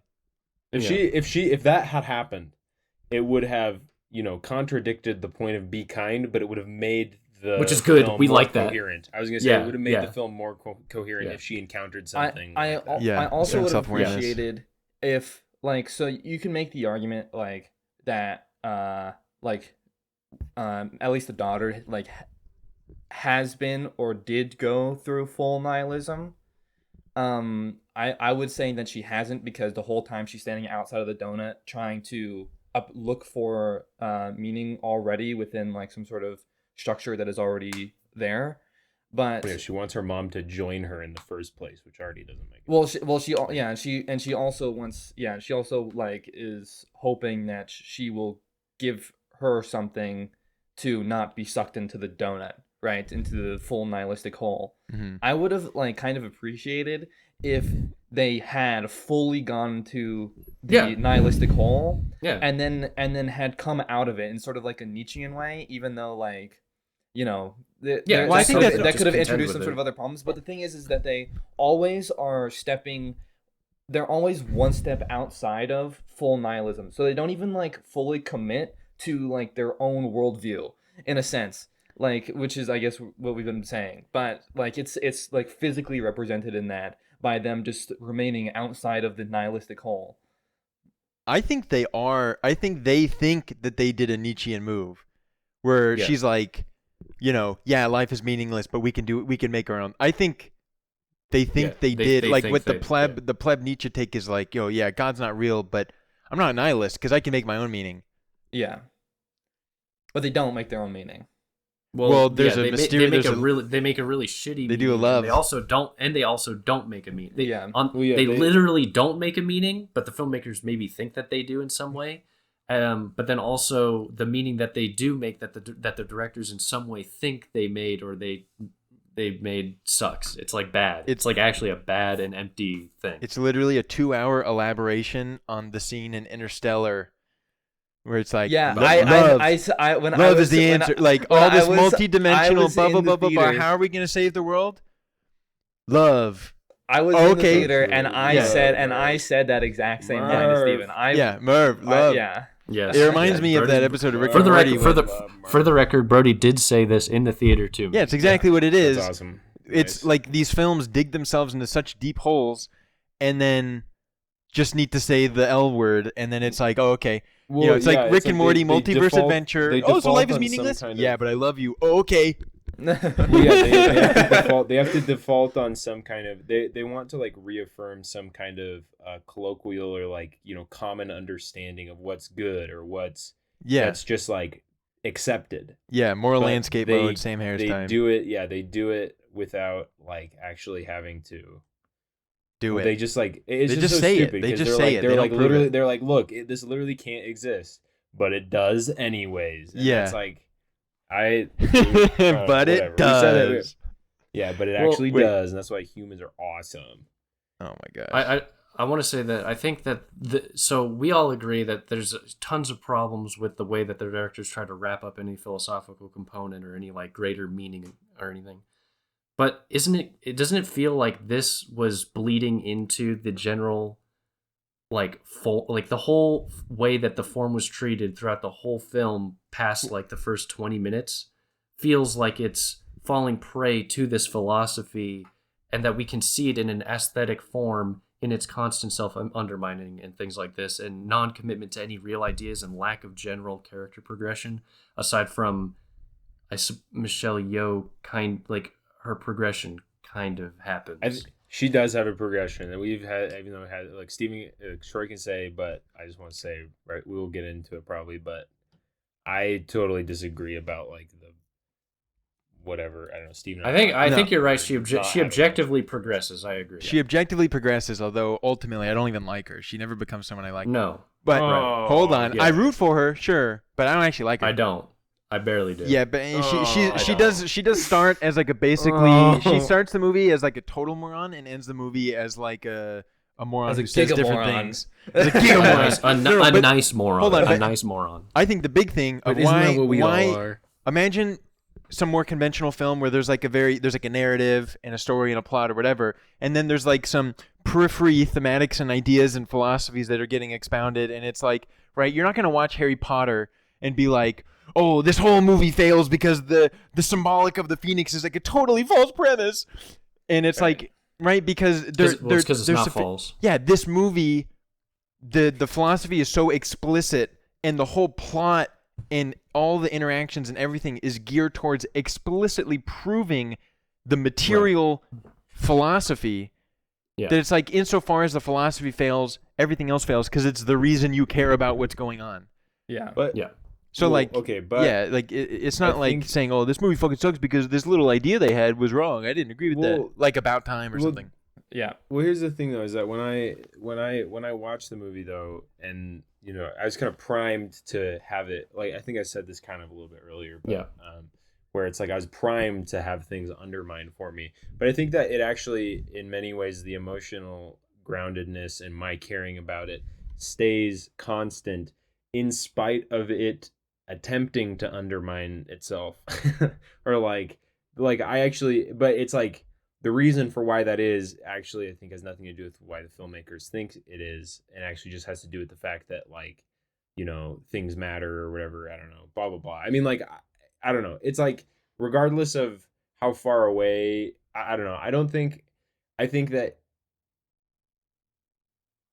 I don't know. I felt like I still cared throughout the entire thing. Like I never stopped caring. Maybe I started caring a little bit less at points, but like I still ultimately, like, whatever. I still cared about, what was going on, generally speaking, and why it was happening. Like I don't know.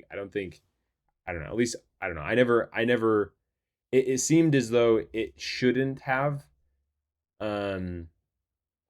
but it still did, because I felt like the weight of the scenes was still, I don't know. I mean, like, I think it was still written and acted well in those like moments, even though it's like whatever, still has this like bankrupt thing that's like looming over it.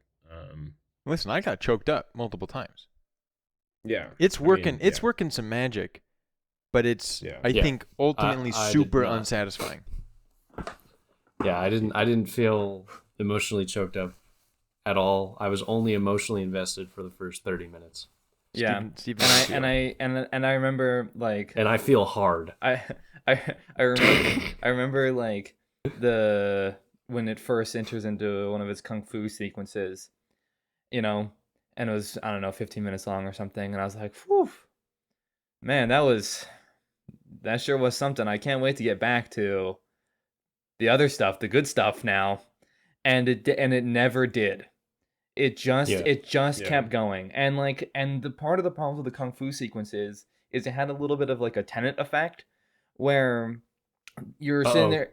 Troy's careful. Troy's getting ready.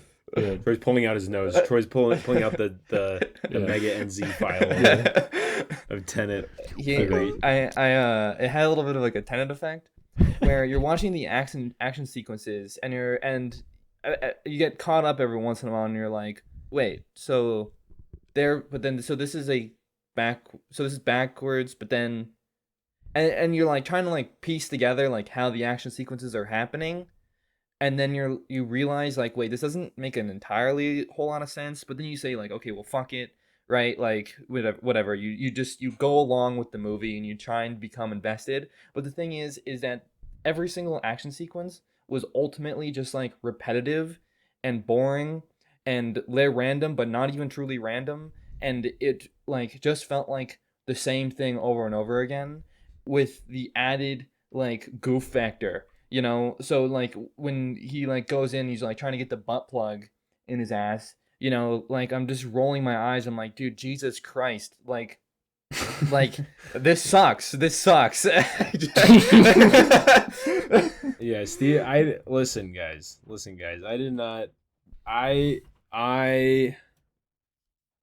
This is going in my cringe compilation. I don't really feel. I didn't. Me? I felt this way more so when I first watched it, because I was expecting more to happen with the original plot. You know. Yeah, the story we care about. I kept thinking, man, when are we going to get back to that? When are we going to get back to the that? First 30 minutes, right? Right, the first 30 minutes. So I definitely am on board with that. I definitely am on board with that being the case. But my total disenjoyment, or like just like, oh my gosh, please stop. I don't want to see this. Just do anything else but this. Like, I did not feel that way. Steven, it wasn't that way immediately. It gets that way though. I didn't go in. I did not go in with a negative attitude. I swear to God, dude. I came in not hearing about this movie. I wanted to enjoy the fun parts. I was excited, you know. Steve, you know, when I go to the movies, I am excited. I paid money to go to that theater. I'm not trying to roll my eyes. But dude, the first 30 minutes, as I said, great. You have that kung fu scene. I agree with Brody. I was like, whoo, finish that. Whew, God damn, that was kind of long. Okay, let's get to it. And it doesn't, until maybe there's like 10-minute segments at like every 20 minutes there's a 10-minute segment of like dramatic development, earnesty, something. These were, every time this happened, you had 20 minutes of scaffolding set pieces that fucking were boring. Like, they were just boring. They were lame, random. I find Rick and Morty more fun than this. These lay randoms were boring. They were just bad jokes. I have to quickly just say I actually support Brody in what he said. Well put, except for the Tenet comparison. That was fucking cringe. Like, fuck, I was gonna say something. What? I think we need to switch to the Patreon. Yeah. I have 10 to 15 more minutes. Yeah, I think we need to switch to the Patreon because I also have some obligations. I have to watch. I couldn't think of something funny. Okay. Did you want to say something though, Brody? Did you have a point queued up in your mind, ready to launch? Oh yeah. So like the I have a point. I don't know, something else. It's like sort of a smaller thing in the grand scheme of what makes this film so terrible. but so presumably she has lived a fucking trillion lives by the end of this film, right? Same. And then That's how it made me feel. It hurts. yeah, and so but then now she's sort of like returning to her like typical existence, Yes. But like, dude, imagine you lived that many lives Yeah. where you're like a kung fu and like all this stuff, Yeah. like I know, that's why it's so powerful. it's like, no, dude, it's But like, even after all that, she'd rather do taxes and Well, yeah, laundry. it tries to reaffirm, Yeah. but it actually, if anything, it actually reaffirms the fantasy of having the other lives in some ways as being like, dude, I don't know. maybe this is an about time moment where it's like you have characters that can, experience something that everyone wishes they can experience, and they do it by what's this phrase, Steven? Like pleasure proxy or something like this? Like the VCR? I don't. You just I don't some know what you're object referring to. you channel, like some object does the fetish. huh? It's some kind of a fetish. Some object does the Yeah. enjoyment for you. It enjoys for you. Anyway, Yes. these characters get to live out your desire to experience all your past other lives, including marrying someone better than who you married. But then they come back and say, I'm the all-wise one, and actually living my normal life is the best. Yeah. Like Yeah. about time, where they get to do all these ridiculous things, explore all the possibilities, and in the end be like, actually, the best way to live is by not using time travel. So stupid. Obviously, your best life is not where you're married to the person you actually married. Yeah. No. Obviously. Like, unironically, obviously. What are you talking about? Yeah, and it tries to like, yeah, you get to go through all of these things, but then the film tries to like pat you on the head. Like, Yeah. it's okay, buddy. Your life's actually the best one. And like, I have a quote from the Dialectic of Enlightenment. It's short. Very short. Whoa, here we go. Language that speaks only to truth arouses impatience to get down to the real business. So That's the good. that is a great quote, and that's what this film was problematically doing. It keeps thinking that it's speaking to some truth, an omniscient sense of meaninglessness, and that's what caused me to constantly get down to the point, and a point that is constantly subverted time and time again through set pieces. You better not tell that to a certain objectivist we know. Oh yeah. I'm just joshing. I would also like to reaffirm. So true though. I also like to reaffirm people in other universes, they're not you. So true. You remember Yeah, that that's so viewer. true. So true. You remember So that. true. You remember that Important to viewer. remember. I remember we got that there are not multiple yous. There's only one you. Okay. Yeah. Those are other people. Like even within this like if stupid, it exists, they're not you. There's even within this stupid ass idea of like this like borderline like Scientology level like mysticism of like how the world works within multiple universes, which is basically just to say, did you know that if you did something else would happen? Yeah, no shit. Like So true. I remember we got all steamed up about a similar point after Dogville.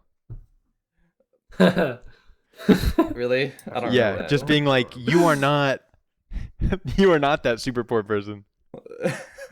Oh, yeah. Anyway. True. All right, let's wrap it up and we'll switch to the page. Mm-hmm. All right, who's let's go down the list. Yeah. hell so yeah. nuke first. I get to say what everyone's thinking and then no one will know what to say. Yeah. Okay. Listen, I like to keep it positive, and I want to recommend things to people. So, who is this movie for?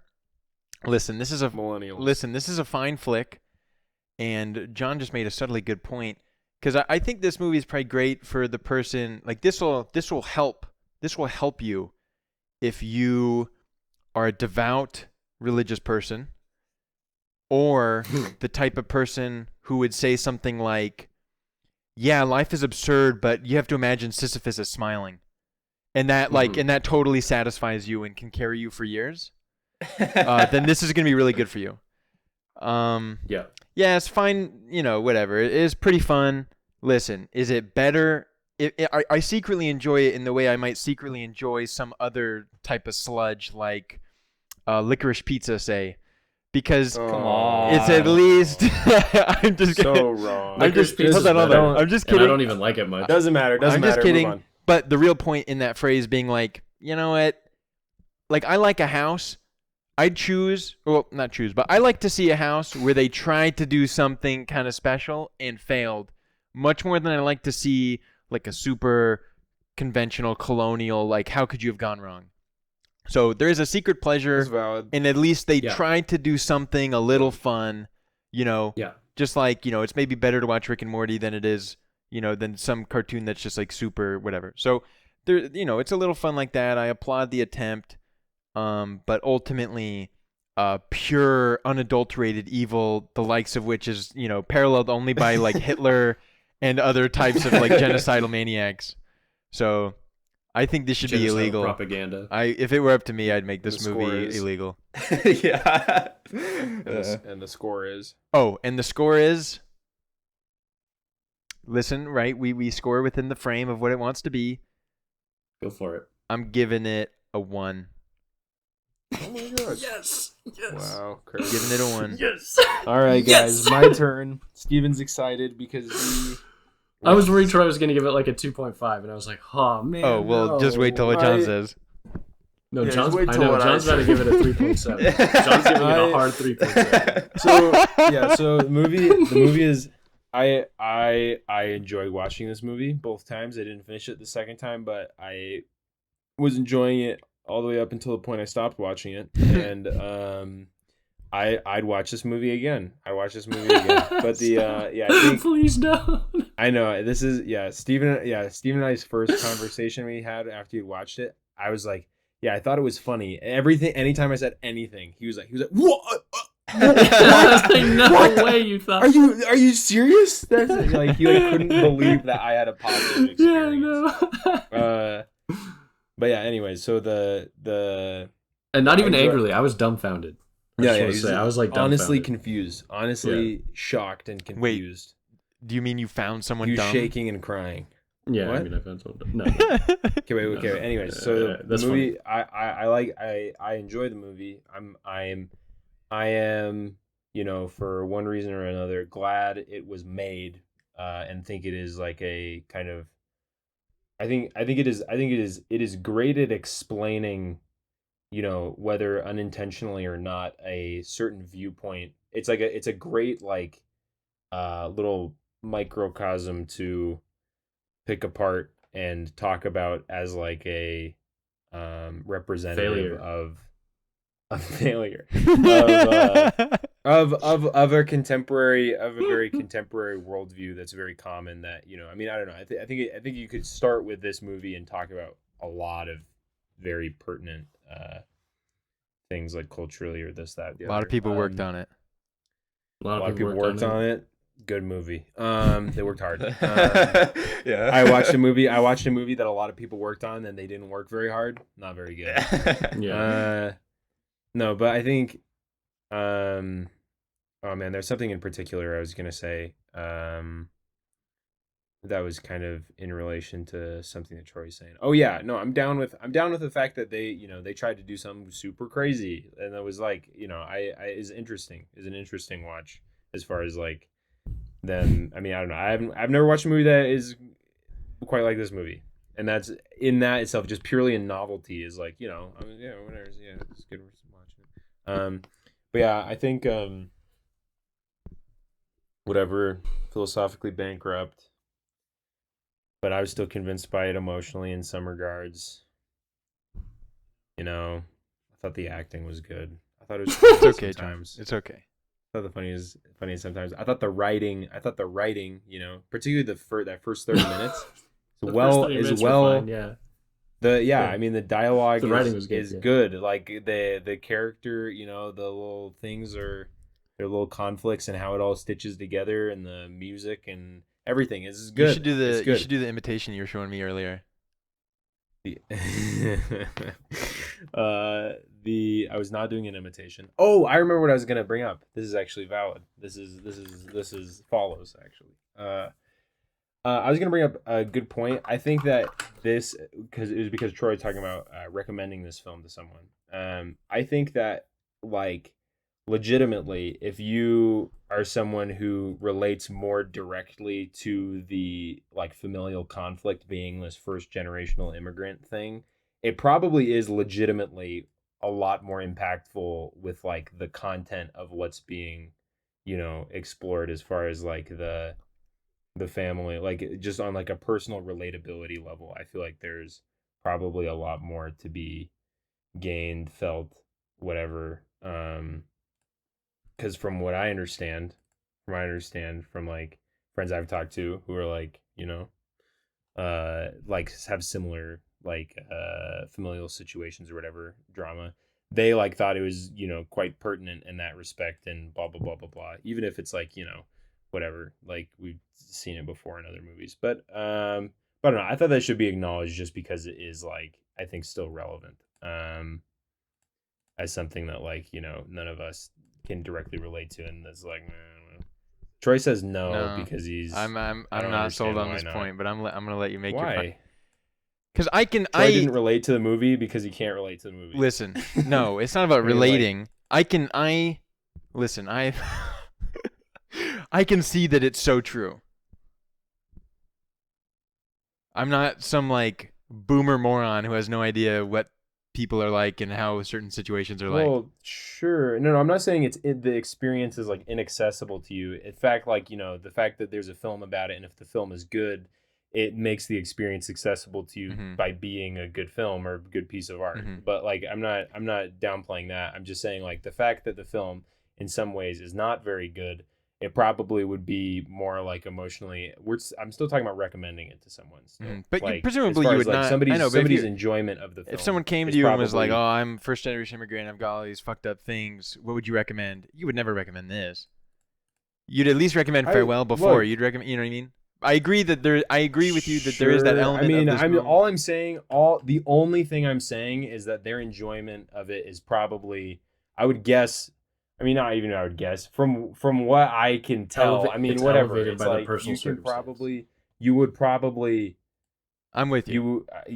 Yeah. It just the film would be more emotionally impactful purely by the fact that it is more directly relatable. That's all I'm saying. I'm with you. Fair. I think that is true. What's your score? 3.2. Yeah. Okay. 3.2. All right. Okay. Anyways. And are you guys familiar with what a crush is in relation to a stampede? Yes, of course. Human crush events? No. Dude, I am well read on them. Thing. So a crush is when you cannot breathe because there's something making it so you can't get out of this small entrapped area or something like that. So instead of being trampled and dying, you are suffocated by the sheer mass of bodies in an enclosed area. Or you're being literally crushed on your diaphragm because there's so many people. Shout out to Mecca. Right, exactly. So what I wanted to say is clearly there's a perverse taboo enjoyment in watching a live leak of a mecha crush. Yes. In the sense that there's a perverse enjoyment of watching any live leak of any horrible tragedy. And you're saying this generation is Hold the on. horrible tragedy. Wait, go on, Steve. And so what I'm saying is that in the same way that there's a perverse interest in watching live leaks of mecha crushes, there is a perverse interest I get in watching this terror of a film, Everything Everywhere All at Once. Yeah.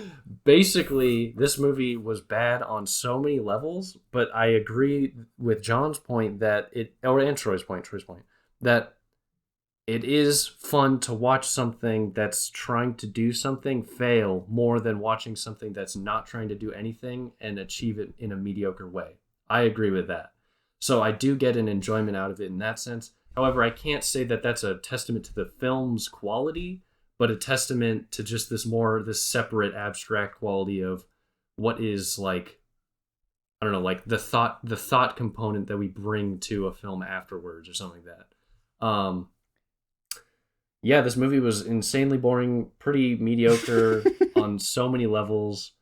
Give it like, a 1 out of 5. And like, it really is sad that Troy thinks this movie is a similar tier as The Whale. No, I I don't think so. We never talked about this. We should have a whale okay. podcast. I don't think so. The whale is productive. I don't think so. Productive conversation. Okay.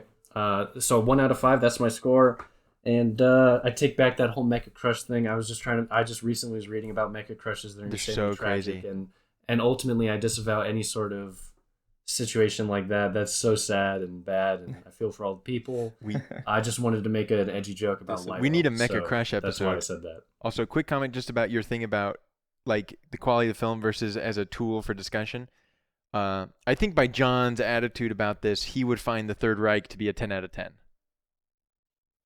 Because it was emotionally... Why? Because it's emotionally... Because it's so interesting... Powerful? And produces such not, good. That's not where my score comes from. My score comes from my enjoyment of the film. I know. I'm just kidding. Wait, no. Troy's enjoyment would be The Third Reich. No, you were the one who brought up that idea. You first. Yeah, no, John brought it up. No, John brought up. John brought up the idea by saying, he was like, well, you know, I find it like super. I like that it was trying to do something. John was the one who took the next step and saying like it's a really like cool to think about it and like as a thing for like as a reflection for a culture and idea that's very popular and like this and that. And so John loved the Nazi regime because there's so much to think about and it's like okay. Anyway, sorry. Go. Anyways. For the record, John is not a Nazi. John is not a Nazi. Actually, he's the absolute opposite. Also, nicest guy I know. For the record, I think that there actually is a point to be made that does not actually logically follow. Like for why I would be glad a piece of art like this would be. Oh, made. of course, I'm with you. That this doesn't. Yeah, whatever. Yeah. There's not like the implicit logic. Does not. Yeah, I'm just joshing. It's totally true. I'm happy this was made because it was fun to talk about. I just want to be clear that what I'm saying is still valid. That it's not just like haha joke Nazi, but also John's an idiot. No, not just are you valid. Not just is the idea valid. You are valid. Thank you. When hundo. Okay. That's all I wanted. Dude, I'm the guy who brings up About Time as much as possible. You think I don't love that movie was made? Even though I think it's a negative 1,000. True. All right, sorry. If I could go back in time and take one object with me, it would be it would be a DVD player with preloaded with everything everywhere all at once. And I would then show it to everybody, wondering as a little sociological, psychological, psychoanalytical psycho experiment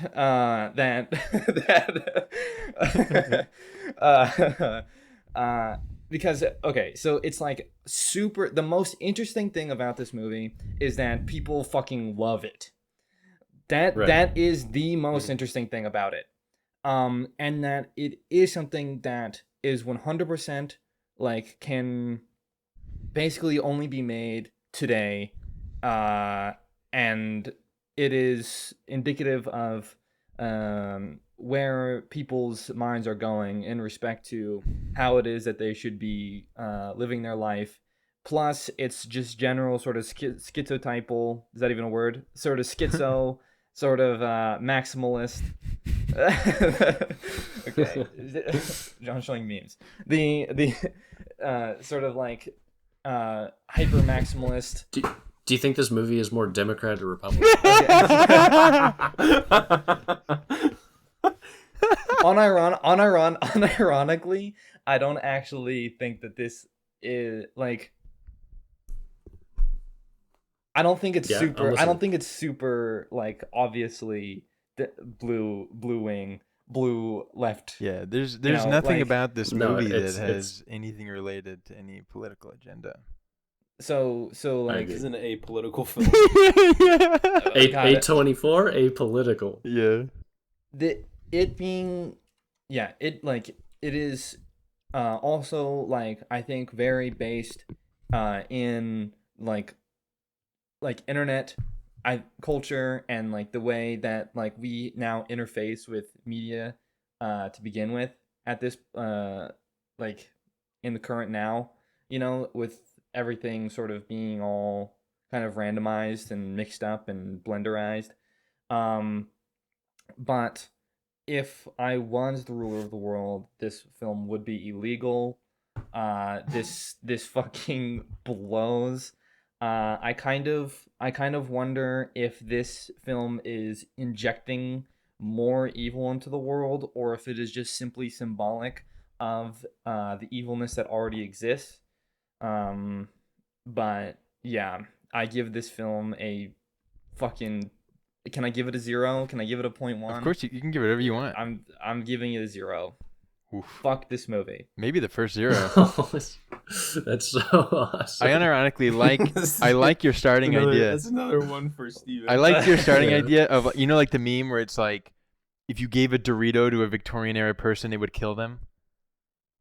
Something, you know what I mean? Like replacing Dorito with this movie is probably unironically a interesting idea. Yeah. No, I mean seriously, like what would somebody like, even if like, we take it to somebody who like has seen film before, like you bring it to the 70s. Soviet Russia. Mm-hmm. Yeah, sure. Sure. You'd be killed. Yeah. For good reason. I unironically like how they would interface with something like this, right? Because like somebody from previous times, right, where the idea, like nihilistic ideas, in a time where nihilistic ideas aren't like pertinent through an entire generation, right? Obviously they've existed for a long time, but like, you sort of live in a world where most people understand or believe that there is some sort of like implicit value that is like upheld by like a structure. You show this movie to like a hardcore Catholic, and like would they then like watch this movie and be like, holy shit, like would their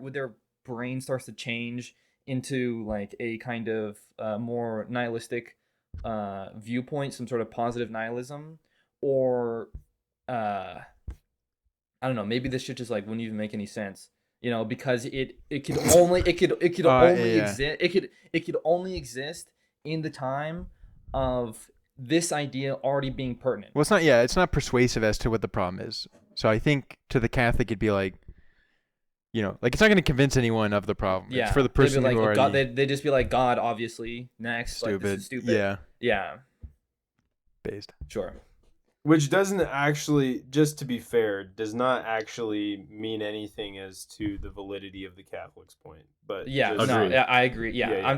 I'm using Catholicism because Catholicism like it is the most sure. Like, it's like the rigidified institution. Yeah. Yeah. It's a fine institution. 100%. It's a hey, I remember there were a bunch of stories back in the day of a Catholic priests doing like pedophile things. Do you guys remember that?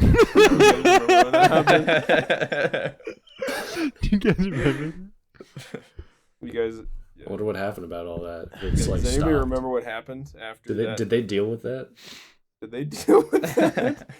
I actually have a relative who was a Catholic priest, and he was excommunicated or something nearly excommunicated, and he wrote a book on the problems of pedophilia and pederasty. Is pederasty also related? Yeah, and he wrote a book, and you can get it on Amazon. I'm not going to plug the book because I don't actually want to be associated with it at all. But because maybe it's not good, maybe it's good. I have no idea. But that's and his name is Steven. Wow, dude, I'd be interested in checking. Little self-insert. No, not me. Not me, no.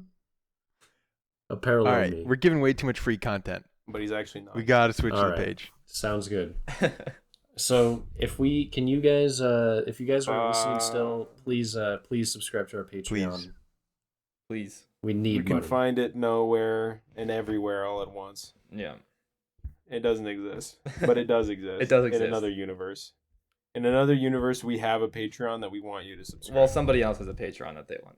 Yeah, sorry, not you. Someone else. In another universe, there's someone else that we want to subscribe. It's just a different Patreon. Yeah, it's literally just different.